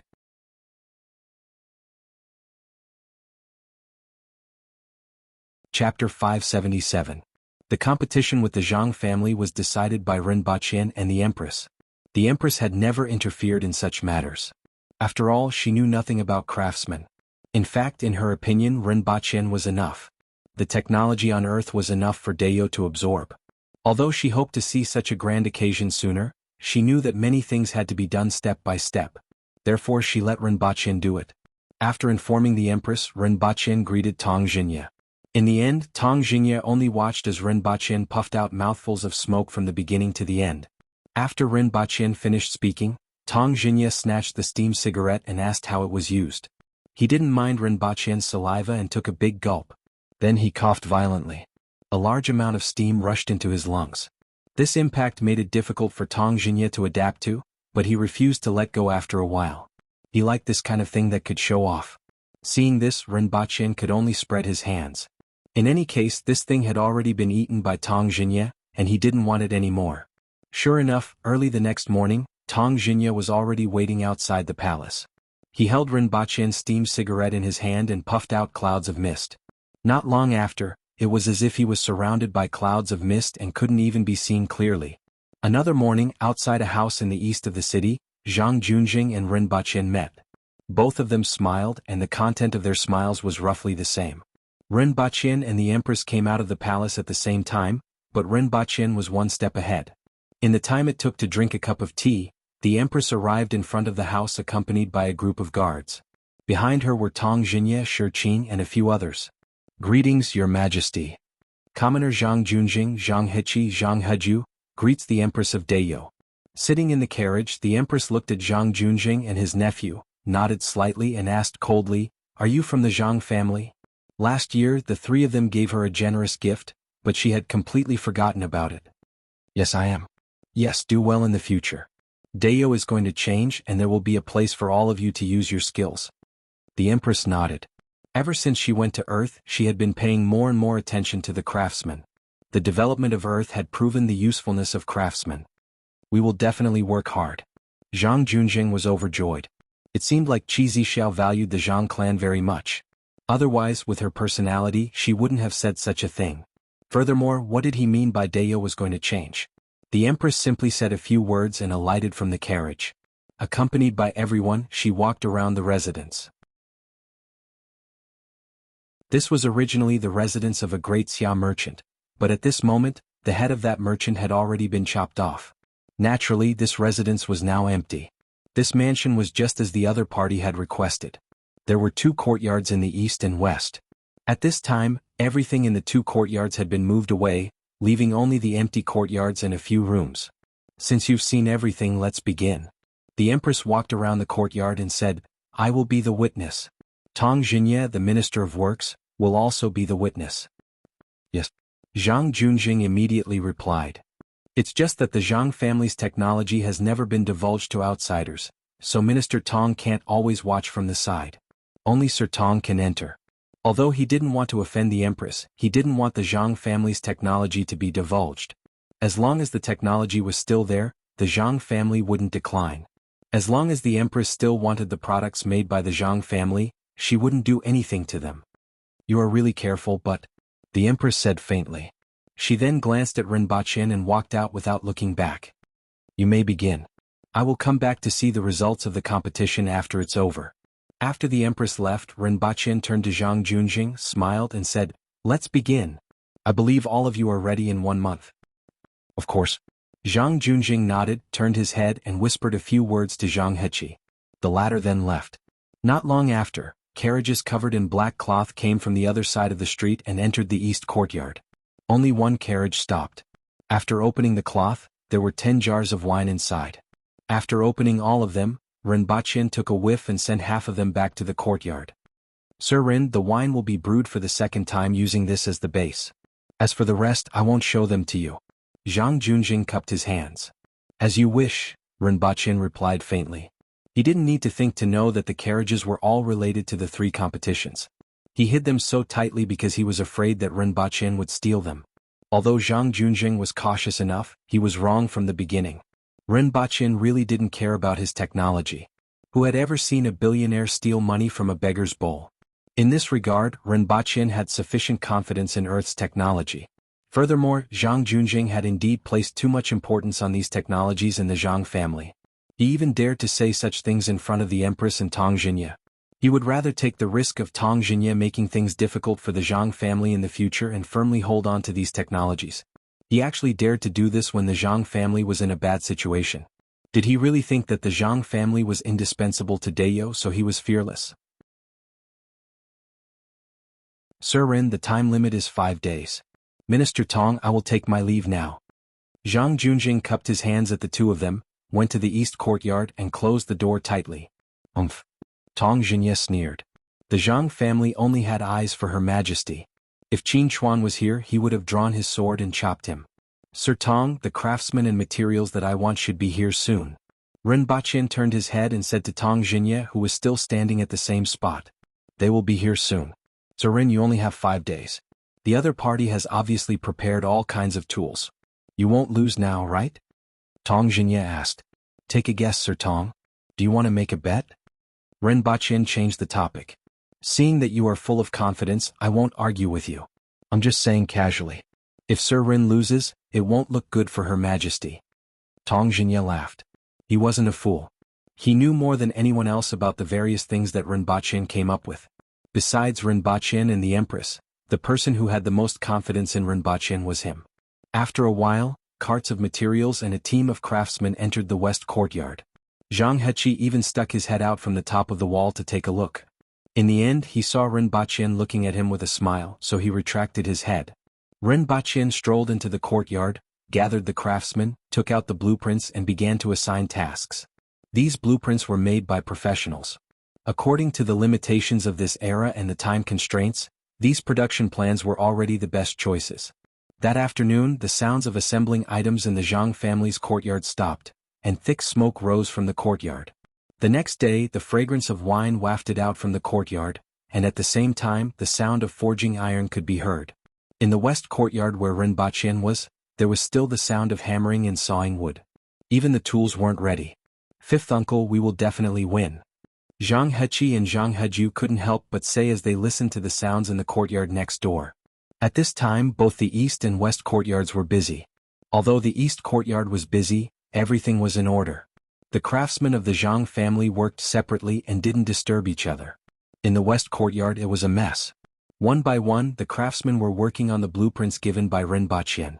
From time to time, they would come over to ask Rinpoche a few questions. The waste that was thrown away in the courtyard was almost piled up to the top of the wall. Even Tong Xinye, who came over to take a look, began to have doubts. He couldn't help but ask, "Sir Rin, why don't we make a bet on whether you will win or lose?"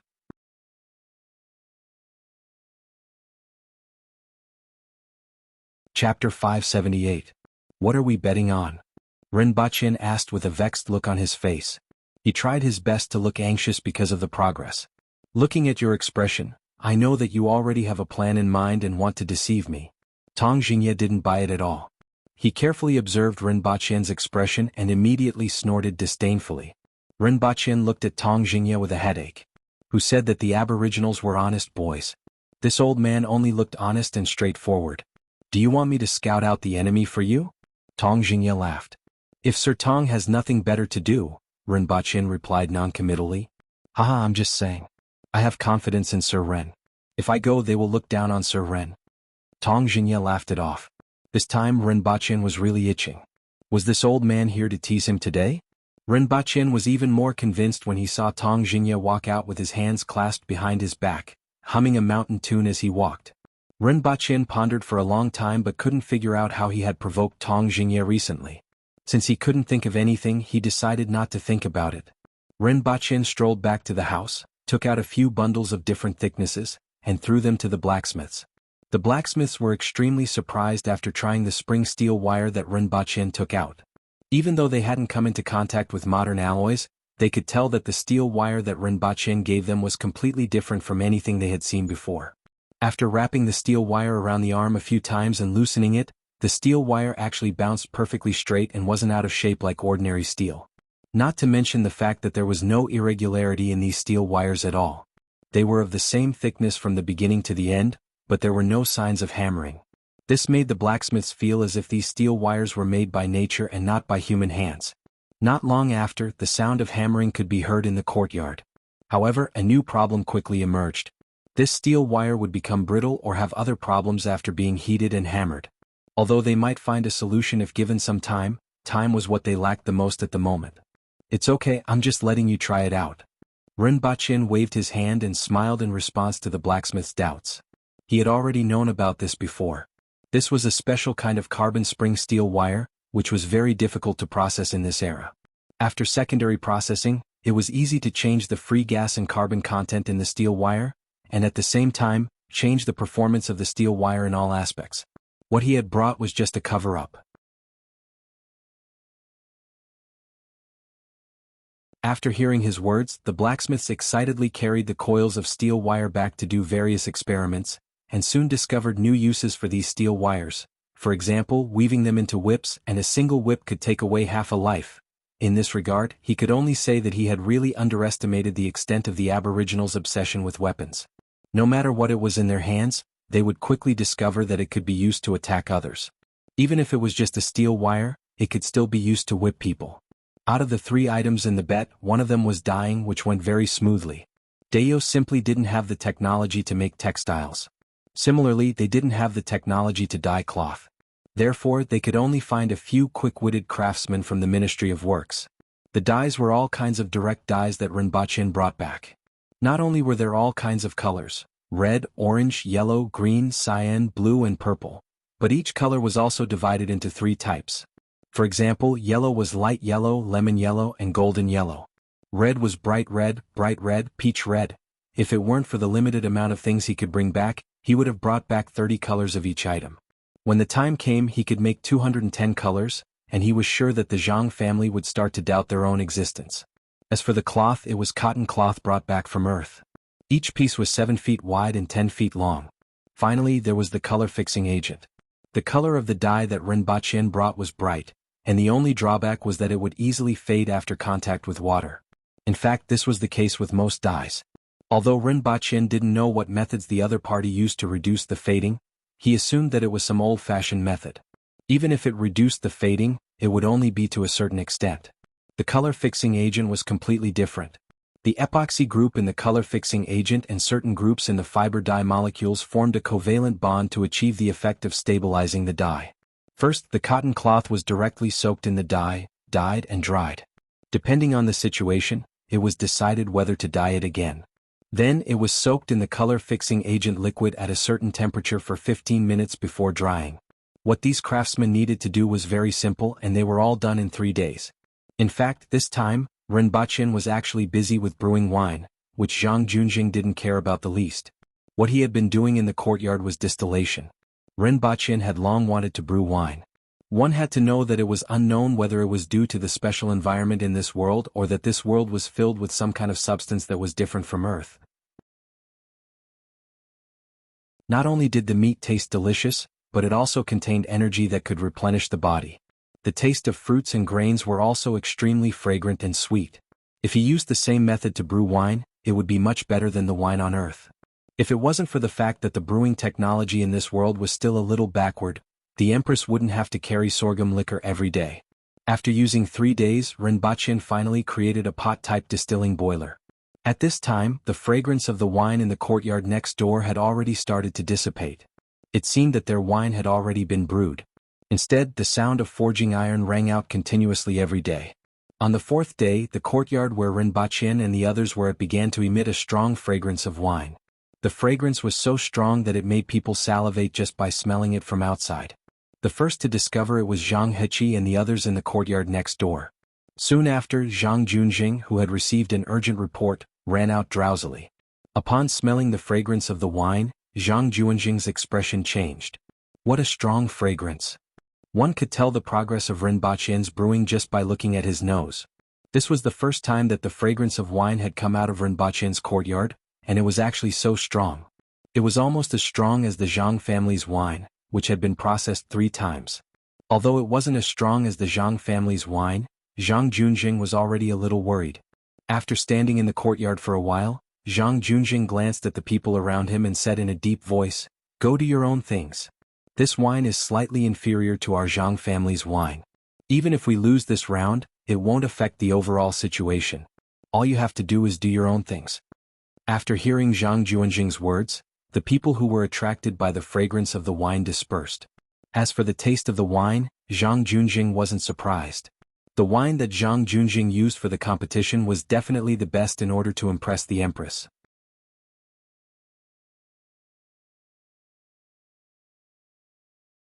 Chapter 579. Rinpoche, who was in the courtyard, was a little surprised. The aroma of this wine was mellow and had a hint of fruity aroma. One had to know that the base wine was provided by Zhang Junjing, so it should have been made by the Zhang family. Rinpoche had been focusing on increasing the intensity of the wine and didn't pay much attention to the original base wine. However, this aroma made him realize that the Zhang family was indeed skilled in brewing wine. If they were to compete in brewing wine, he might not be able to produce wine that was better than theirs in a short period of time. After all, there were many factors that affected the taste of wine. For example, the 1982 Lafite was so famous because the grapes ripened almost perfectly that year. As a result, the ingredients used to brew wine here were different from those on Earth. He definitely had to experiment more to brew a wine that tasted better. Unfortunately, they were competing in the intensity of the wine. Such is life. Rinpoche thought about the Zhang family and felt that they were indeed a little unlucky. If they hadn't met him, they would probably have had the opportunity to show off their skills. However, this was also good as they would be able to display their greatest value in his hands. Rinpoche conveniently gave himself a thumbs up for his wisdom and bravery. He scooped some wine from the jar outside the distilling boiler and drank it. It tasted fragrant, mellow, soft, and lingered in the mouth. It was indeed a good wine, better than all the wines he had drunk before. As for the alcohol content, it was about 35%. After distilling 5 jars of wine, he obtained about 2.5 jars of wine with 35% alcohol. Rinpoche then distilled it again and obtained a jar and a half of wine with 50% alcohol. At this time, the wine was like a raging fire when it entered the stomach, but the aroma was even more intense and tempting. After the fourth distillation, the aroma of the wine completely changed. Although it still had the original aroma after careful analysis, it gave off a completely different feeling. There were a few more flavors as if it had become a completely different wine. At this time, the aroma of the wine had spread throughout the entire courtyard and could be smelled from half the street. Moreover, smelling this aroma made one feel like they were half drunk. A group of people had gathered outside the courtyard and were smelling the aroma with covetous looks on their faces. Even Zhang Junjing, who was in the courtyard next door, was shocked when he smelled this aroma. This aroma should be very familiar, but it felt very strange to him. It was as if it was a different kind of wine from the past, one on the ground and the other in the sky. How did the other party do it? What did he add to the wine? In fact, what Rinpoche was doing was just distillation. However, after the fourth distillation of the wine reached 65 degrees Celsius, some unknown changes occurred, and the aroma of the wine suddenly increased by a large margin. A few aromas that weren't easy to discover were completely highlighted and became an intoxicating aroma. Such fragrant wine. A coarse voice rang out in the courtyard. Qin Chuan had somehow arrived here by following the smell, and he grabbed the jug of wine with one hand. The wine belongs to Her Majesty. Rinpoche was shocked. This was to be used for the competition. After the competition, everything would be fine. But now he couldn't let anyone drink it. Give me some. In the future I'll be in danger. If you want to teach Tong Jingye a lesson, I won't hesitate to do so. Qin Chuan's eyes were glued to the wine jar in his hand. Who are you talking about, old man? Tong Jingye's gloomy voice resounded in the courtyard almost immediately. At the same time, he struck Qin Chuan's back with the black tiger steals the heart. The moment Qin Chuan turned around, Tong Jingye's hand reached out to grab the wine jar. Old man, I'm talking about you. Qin Chuan was furious. Tong Jingye laughed mischievously. His black tiger steals the heart was blocked by Qin Chuan, and he took advantage of the situation to execute an extremely fast groin kick. Both of you get lost. The Empress's angry voice resounded in the air. Following which, a figure in red descended from the sky and grabbed the wine jar with one hand. Taking advantage of the situation, she kicked the two of them away. Two human-shaped holes immediately appeared on the wall of the courtyard. Your Majesty, why are you here? Rinpoche didn't know whether to laugh or cry. Your smell is too strong. Those two bastards have been loitering around here for a long time. Rinpoche understood the Empress's words as soon as he heard it. The fragrance of the wine must have spread out during the distillation process and been smelled by others. Even he was surprised by the fragrance of the wine, let alone others. Then, someone spread the news to the two of them, and they came here to stare at the wine jar, ready to snatch it. These two old bastards were willing to throw away their pride just for a mouthful of wine. It was possible that these two weren't the only ones. It was just that the others couldn't compete with them, so they didn't show up when they saw them. It was a pity that the Empress appeared out of nowhere and gave each of them a kick. The Empress held the wine jar in one hand and raised her head to gulp it down. She felt that the fragrance of the wine was tempting. Following which, a ball of fire rose in her stomach, and her face began to turn red. What a fragrant wine! What a strong wine! The Empress exclaimed in surprise. She raised her head to the sky and gulped down another mouthful. After 2 mouthfuls, almost half of the wine jar was gone. Your Majesty, drink slowly. This wine is strong and you have to save some for the competition, Rinpoche quickly said. Ah, I know, but this wine is so fragrant. The Empress exhaled, and a strong fragrance of the wine sprayed from her mouth onto Rinpoche's face.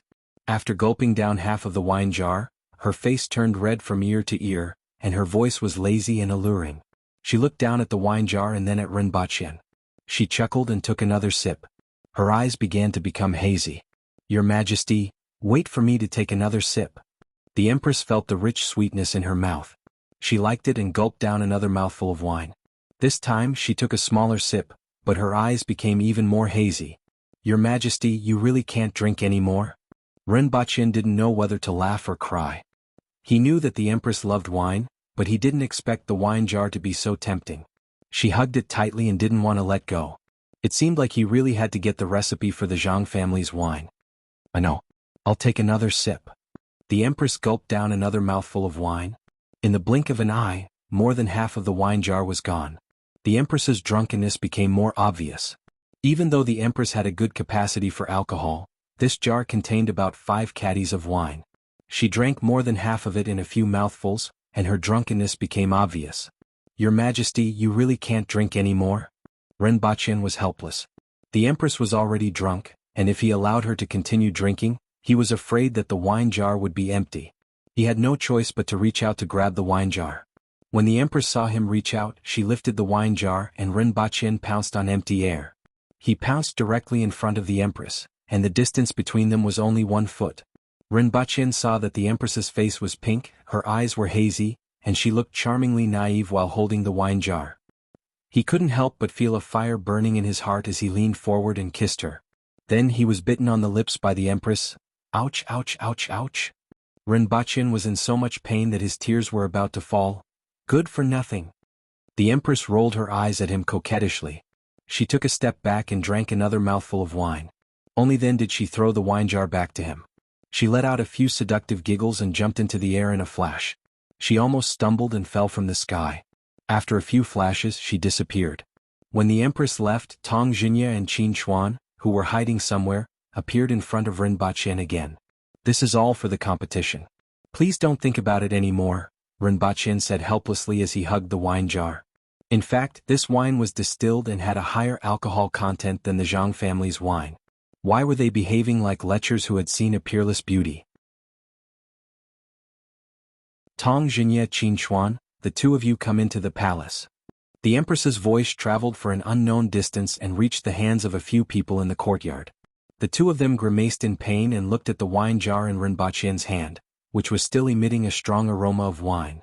Soon after, they disappeared from the courtyard in a flash. Renbaqian waited for the two of them to leave before he carefully took a sip of the wine. At first, he felt that his mouth was full of mellow fragrance and sweetness. Soon after, he felt as if his throat and stomach had been set on fire. After the extreme heat, it turned into a trace of cool air that soothed his throat that had just been set on fire. He couldn't help but moan at the peculiar comfort. No wonder the Empress hugged this wine jar and didn't let go. It was indeed good wine.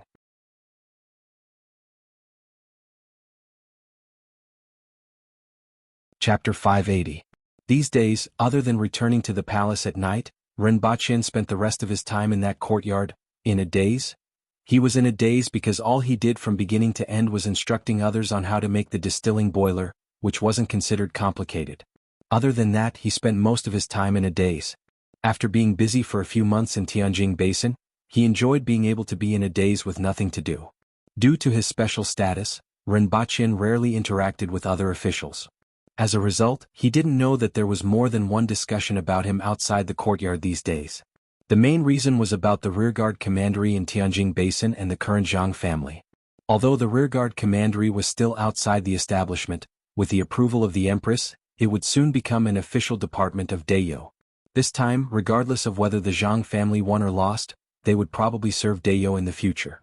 If the Zhang family won against Renbaqian, they would probably take this opportunity to get an official position. Renbaqian was used to multi-ethnic countries on Earth and was used to letting the capable ones handle everything. This seemed normal to Renbaqian, but it wasn't a small matter in the hearts of many people. This was because in the past few decades, there had never been a precedent of someone from another race entering the imperial court as an official. It could be said that he had a special status. After experiencing the initial onlookers, everyone began to accept Renbaqian as the Empress's future husband with each and every one of his actions. However, now that there was the addition of the rearguard commandery made up entirely of remnant citizens of the Hao nation and the Zhang family, many people in the imperial court had objections. However, the Empress had already approved of these two matters. With her temperament, no one could stop these two matters.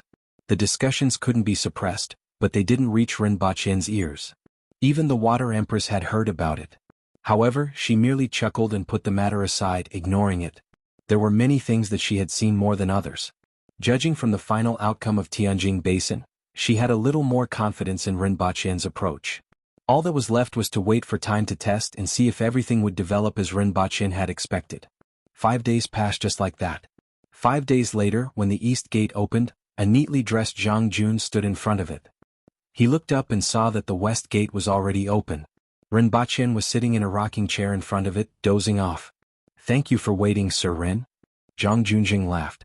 He was also wondering if Ren Baqin had done everything or if he had given up after failing. Based on his experience, the latter was more likely. However, he was still worried and even more nervous than before. After all, this matter concerned the future of half of the Zhang clan. It could be said to be of great importance, and even he couldn't avoid it. Although he was dressed neatly and appeared to be in high spirits, his bloodshot eyes still spoke volumes. You guys are done too? Ren Baqin raised his head and looked at Zhang Junjing and his nephews, as well as the tightly wrapped carriages behind the gate. I'll get someone to inform Her Majesty to be a witness, Ren Baqin said with a smile. He turned around and shouted. Very soon a guard left. Thank you, Sir Ren. Zhang Junjing cupped his hands, sat down and closed his eyes to rest. After 2 hours, everyone heard the sound of horses coming from outside the courtyard. Many people had arrived. Ren Baqin finally perked up and went out to welcome the Empress. After exiting the door, Ren Baqin saw a majestic procession. Other than the guards and the Empress's imperial chariot, there were also many ministers behind them. For example, Shiqing, Tong Jinye, Tu Wan, and the others were among them. All of them wore sunglasses and looked like blind bears walking upright. The aboriginal men were majestic and the women were enchanting. Tu Wan and a few other female officials with graceful figures were also very eye-catching. Greetings, Your Majesty. Ren Baqin greeted the Empress first. Then he smiled and swept his gaze across the officials. He discovered that Li Qianqiu, Shi Yueya and Hong Wu were among them.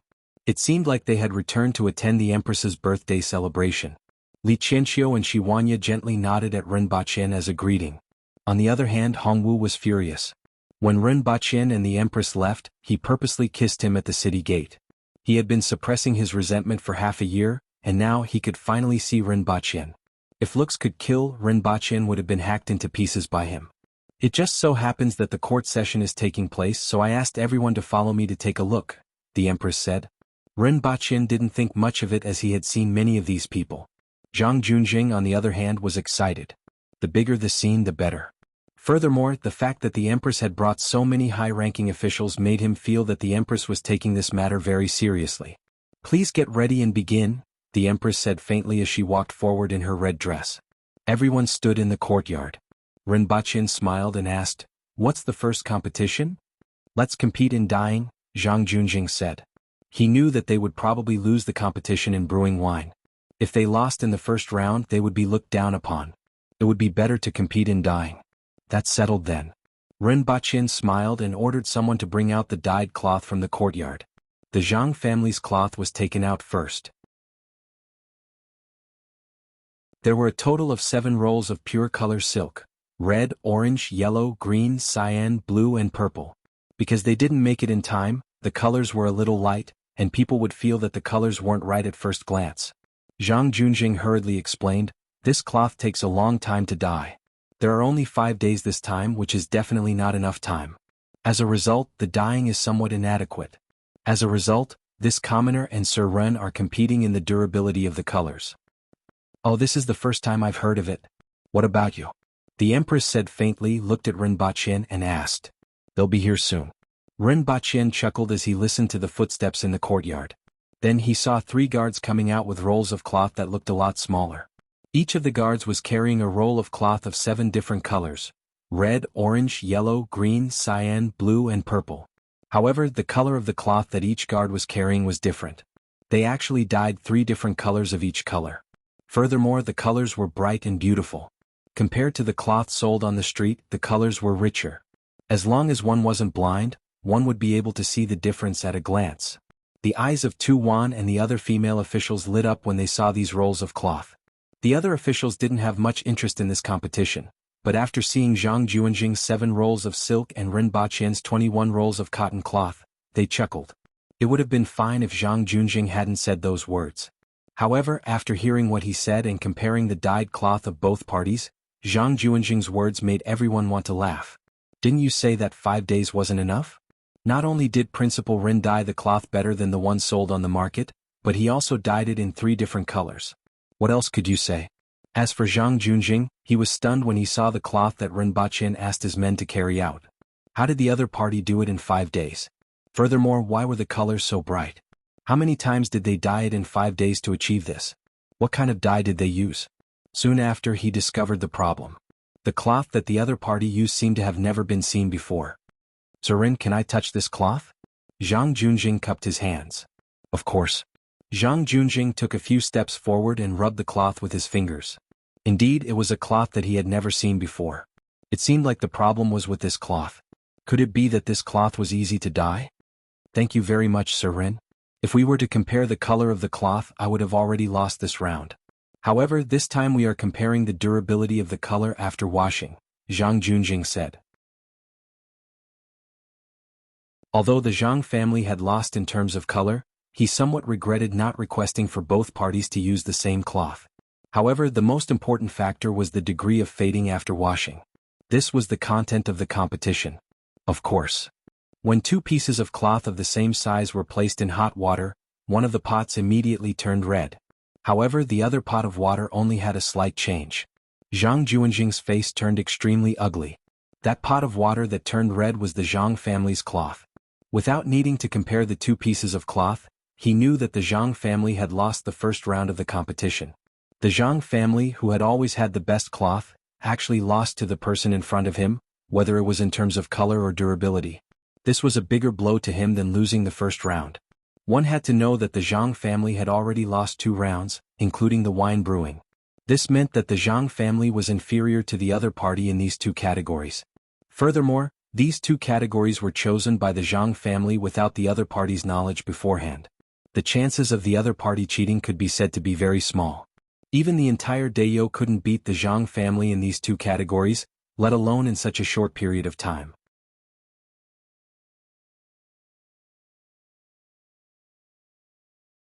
Chapter 581. Someone bring out the wine, Rinpoche shouted at the guards behind him. The result of the cloth dyeing competition could be seen by the naked eye. Naturally, it was the second round. The Empress's spirits were lifted after hearing Rinpoche's words. Ever since that day she had been thinking about this wine. Unfortunately, there was only a little wine left, so she had to control herself from thinking about it. Otherwise, she was afraid that she wouldn't be able to let go and would drink it all. At that time, Rinpoche would definitely lose. Soon after, a guard brought out 3 glass bottles that contained 500 grams of wine. Through the bottles, one could see the amber wine swaying. The Empress glanced at Rinpoche. There didn't seem to be any wine left from that day.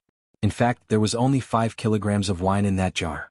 After the Empress drank it, there was only slightly more than 500 grams left. Fortunately, there was still some wine left in the distiller, which produced another 2 kilograms.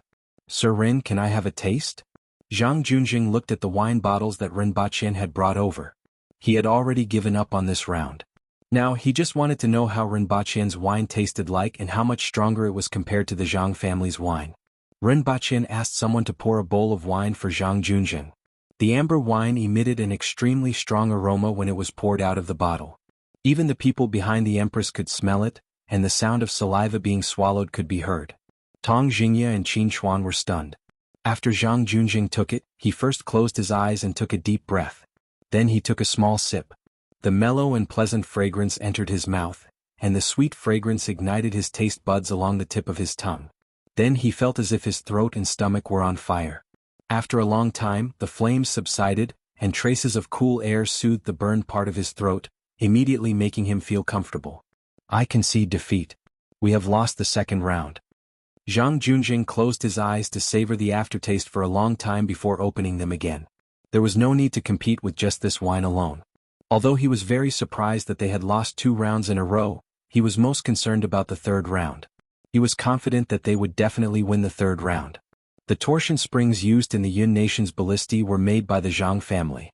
He believed that even if someone obtained the Zhang family's springs, they wouldn't be able to make them. There were several unknown materials added to the steel used to make the spring. Even if others knew what these materials were, it would take a long time to figure out the ratio. Not to mention the method of quenching was also a secret. Hichi Hiju, take it out. Following Zhang Junjing's words, Zhang Hechi brought out a tray from the courtyard with 2 torsion springs of the same size, each the size of a fist. In addition, there was a shelf made of wood and metal. Your Majesty the Empress of Dayo, Sir Ren and everyone else, this is the most important product of the Zhang family, the spring. The repeating crossbows made from springs were 100 times better than the crossbow battalion of Great Xia. This spring is the core. If the spring doesn't meet the requirements, the power of this repeating crossbow will be greatly reduced. Zhang Junjing wasn't affected by the previous 2 failures and introduced confidently. He believed that this item would definitely move the Empress. "Sir Ren, have you made these springs?" Zhang Junjing cupped his fists and smiled. "I have made them," Ren Baqin replied. However, the size was somewhat different from Zhang Junjing's. The shelf that Zhang Junjing took out was obviously a simple crossbow that was used to test the tension and elasticity of the torsion spring. However, the size of Ren Baqin's spring didn't match. This was something that he had overlooked previously. "It doesn't matter. The size of this crossbow can be adjusted. No matter what the size of your spring is, the Zhang family has a way." Zhang Junjing immediately laughed after hearing Ren Baqin's explanation. "That's good." Ren Baqin clapped his hands and a guard immediately came out with a bag. He poured the contents of the bag onto the ground, and with a clanking sound, a pile of springs appeared on the ground. There were at least 100 of them, ranging from the size of a pinky finger to the size of an ordinary person's fist to the size of an aboriginal's fist. Not only were there single-strand torsion springs, but there were also double-strand torsion springs and various other types of torsion springs. When this pile of springs was poured onto the ground like a pile of garbage, everyone in the Zhang family was immediately dumbfounded. "Impossible." Zhang Junjing stared at the pile of springs on the ground and almost cried out. He suddenly had the illusion that springs, which were a secret of the Zhang family, were actually everywhere, and only the Zhang family was kept in the dark. Not only him, but even the craftsmen in the east courtyard who were looking over also cried out in surprise. Soon after, a few dark-skinned craftsmen in their 40s or 50s quickly rushed over to the pile of springs and began to examine them. As they examined them, they exclaimed, "This is impossible. How can there be so many of them? How can they be so small and have such elasticity? Look, this is double strand. It turns out that they can be made this way. Originally, if they were made too thin, the tension and elasticity wouldn't be enough. However, this problem can be solved with double or more strands. The combination of these strands can actually reduce the volume of the spring." After exclaiming in surprise, the craftsmen quickly sat on the ground and began to discuss. Looking at the performance of these craftsmen, Zhang Junjing was in a trance. Ren Baqin looked at Zhang Junjing with a smile. In fact, in his opinion, this thing was already common and could be seen almost everywhere. Clocks, cars, doors, locks. Only the Zhang family still treated it like a treasure. "Do you still want to compete?" Ren Baqin looked amiably at him. "Compete?" Zhang Junjing squeezed out a word from between his teeth. After that, a craftsman first installed the Zhang family springs on the crossbow and then loaded a short arrow. After that, a guard smashed down the wall, and there was an empty space between the 2 courtyards. After that, the crossbow was placed on one side and 3 layers of wooden targets were placed on the other side 100 steps away. Next was the test. There was a rocker arm next to the crossbow, and the spring could be twisted by shaking the rocker arm. An arrow was shot on each of the 6 and 9 rounds. The arrow pierced through 1 wooden target on the 6th round and 2 wooden targets on the 9th round. The arrow pierced deeply into the 3rd wooden target. Shaking the crossbow 9 times was the limit that the Zhang family could achieve. The arrows shot from the crossbow could penetrate leather armor from a distance of 200 steps on the ground. The range was double that of Great Xia's crossbow battalion. At present, it could definitely be considered a sharp weapon. Even the high-ranking officials in the imperial court were surprised to see this performance. Hongwu, Shiwanya, and the others had grave expressions on their faces. Previously, they had heard Zi Donglai, the Protector General of the Northeast, mention that the Yun nation now had a ballista that could shoot 100 bolts at a range of 200 steps. They didn't expect this crossbow to be made by the Zhang family.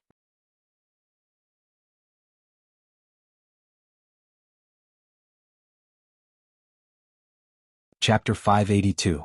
Many of the people present wanted to laugh and felt inexplicably happy. There was a time when Dayo wanted to send people to other countries to learn things, but they couldn't. But now, Dayo wasn't strong in other aspects other than its military strength. However, those things that were regarded as treasures by other countries weren't so precious in the eyes of Dayo. This was especially true when comparing the treasures of the Zhang family to the pile of rubbish that Rinpoche had poured out. Although the Zhang family was only a family in the Yun nation, according to Zhang Junjing, they were deeply involved in all aspects of the Yun nation. By defeating the Zhang family in technology, it could also be said that they had defeated the Yun nation in technology in some ways. "Sir Ren, please," Zhang Junjing said to Rinpoche. Zhang Junjing said to Rinpoche. Now that he had placed all his hopes on this, there was no other way out. Next, he found two springs that were about the same size as the ones that the Zhang family had taken out from Rinpoche's pile. He adjusted the internal dimensions of the crossbow that was as long as an arm and as wide as two palms and installed them. Following the first attempt, Zhang Junjing's heart skipped a beat when he fired the crossbow after swinging the arm 6 times. Although it also shot through a wooden target, the sound produced was much louder than the one at the Zhang residence, and the crossbow arrow pierced deeper as well. This showed that the elasticity of Rinpoche's spring was better under the same force. This made Zhang Junjing start to panic. He had bet half of the Zhang family and brought out the best technology of the Zhang family. If they lost, the consequences would be unimaginable. The others ignored his thoughts and continued to test the torque of 9 revolutions. The bolts shot directly penetrated 3 wooden targets and stuck into the wall behind them. The result was obvious. We've lost. Zhang Junjing's eyes were a little blank. Could it be that there were really people in this world who knew everything? Could it be that the treasures of the Zhang family were really ordinary to others? He had always known that the Zhang family did the best. Even though they weren't well known, this was only because they kept a low profile. Whether it was the advanced crossbows or the various things that people used, they couldn't escape the shadow of the Zhang family. It could be said that it was almost impossible for a person in the Yun nation to not come into contact with the things made by the Zhang family from birth to death.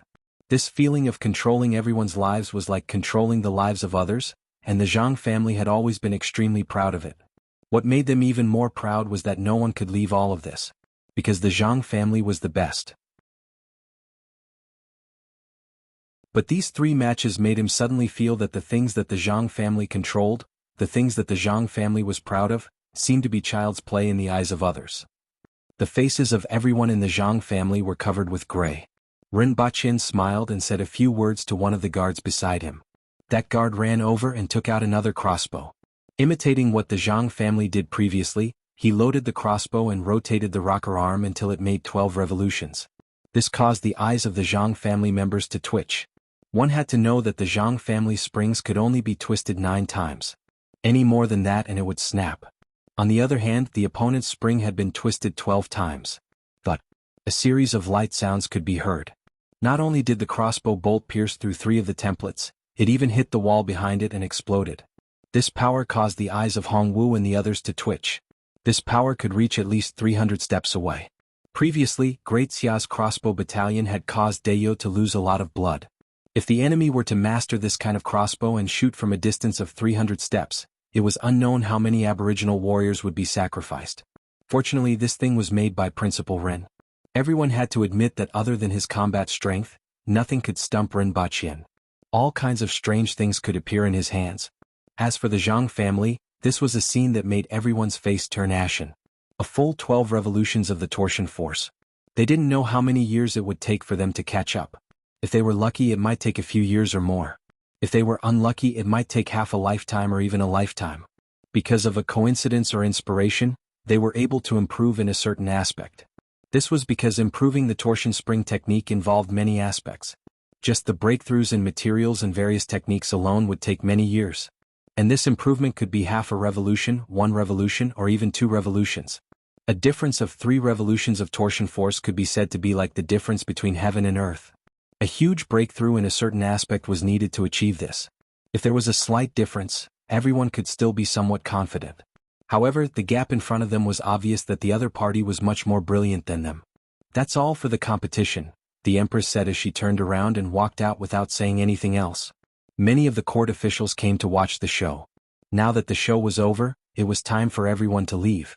After all, it wasn't a battle of knives and sleeves, so this kind of competition wasn't very attractive to everyone. It was far inferior to the battle between Tong Xinye and Qin Chuan at the top of the brothel. However, it wasn't as boring as they imagined. Tu Wan and the others remembered the cloth that Rinpoche died. Tong Xinye and Qin Chuan were still thinking about Rinpoche's wine, and Hongwu, Shiwanya, Li Qianqiu and the people from the Ministry of War paid attention to the thing called the spring that Rinpoche made. Zhang Junjing looked at everyone leaving.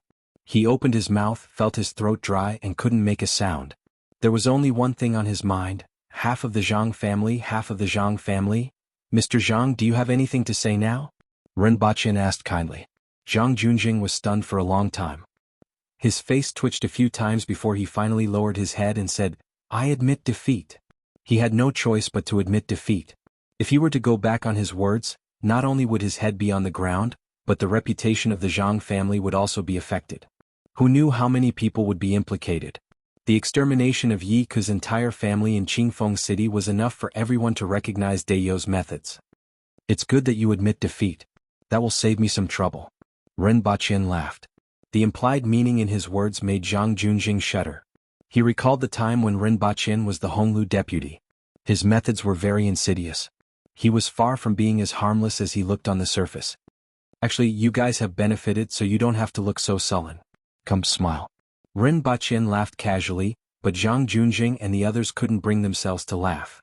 "Go back first and stay for a few days. I will make arrangements for you after Her Majesty's birthday celebration. As for the rest of the Zhang family..." Ren Baqin stopped halfway, making Zhang Junjing's heart tighten. "Give me the list of names. In the future, those on the list will be from the Zhang family. As for those who aren't on the list, it's better not to be accidentally injured during the battle between the two armies," Ren Baqin said in a soft and hard tone. "Sir." Zhang Junjing's face turned ugly. "I will give you a chance." Ren Baqin waved his hand and interrupted Zhang Junjing. "If you don't give me the list, how will I know who is from the Zhang family? The original bet was up to you to choose the content of the challenge, and you can prepare the materials as you wish. If you win, I will introduce you to Her Majesty. If you lose, you can live a stable life in Dayo and even ask me for advice. You can say that you have taken advantage of me.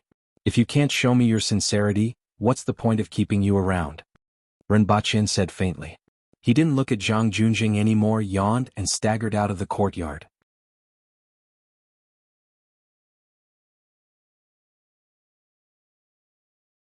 Chapter 583. This bet that determined the fate of many people in the Zhang family set off a storm thousands of miles away. However, it didn't cause much of a stir in Dayo. Even for those court officials who had witnessed it with their own eyes, the fact that he was proficient in all other aspects other than martial arts only left a deeper impression on them. It was only 3 days before the Empress's birthday celebration, and Lan City was starting to get lively.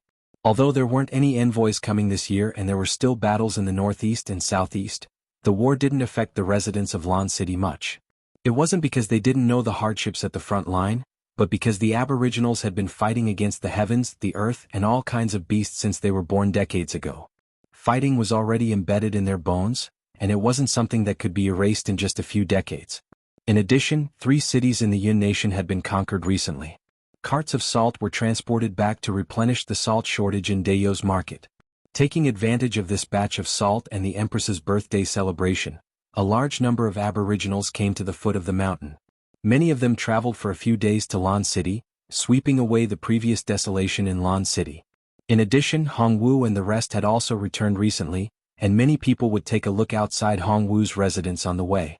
Ren Baqin had seen this situation many times. He saw people looking at Hongwu's residence from afar a few times and didn't know what they were talking about. He estimated that these people were probably saying, "I can replace you." Or they were saying to their children, "Peter can replace you." In this case, Ren Baqin even laughed for a long time after he imagined such a conversation. If someone had such a thought, he would definitely support it. Otherwise, when Hongwu looked at her, he would always look at her with his nose and eyes looking at her. The palace was preparing for the next 3 days. Ren Baqin got people to wrap pieces of red muslin around the trees and tie them into knots. From afar, the palace looked like a sea of red flowers. "It's a little wasteful," the Empress said faintly when she saw Ren Baqin's actions. Although she rarely cared about these things, Ren Baqin's actions still made her heart ache. Dayo didn't have the technology to weave cloth. All the cloth was transported from the other 3 nations, and the price wasn't low either. The palace was so big and red flowers were everywhere. This was too extravagant. "Do you like it?" Ren Baqin asked excitedly.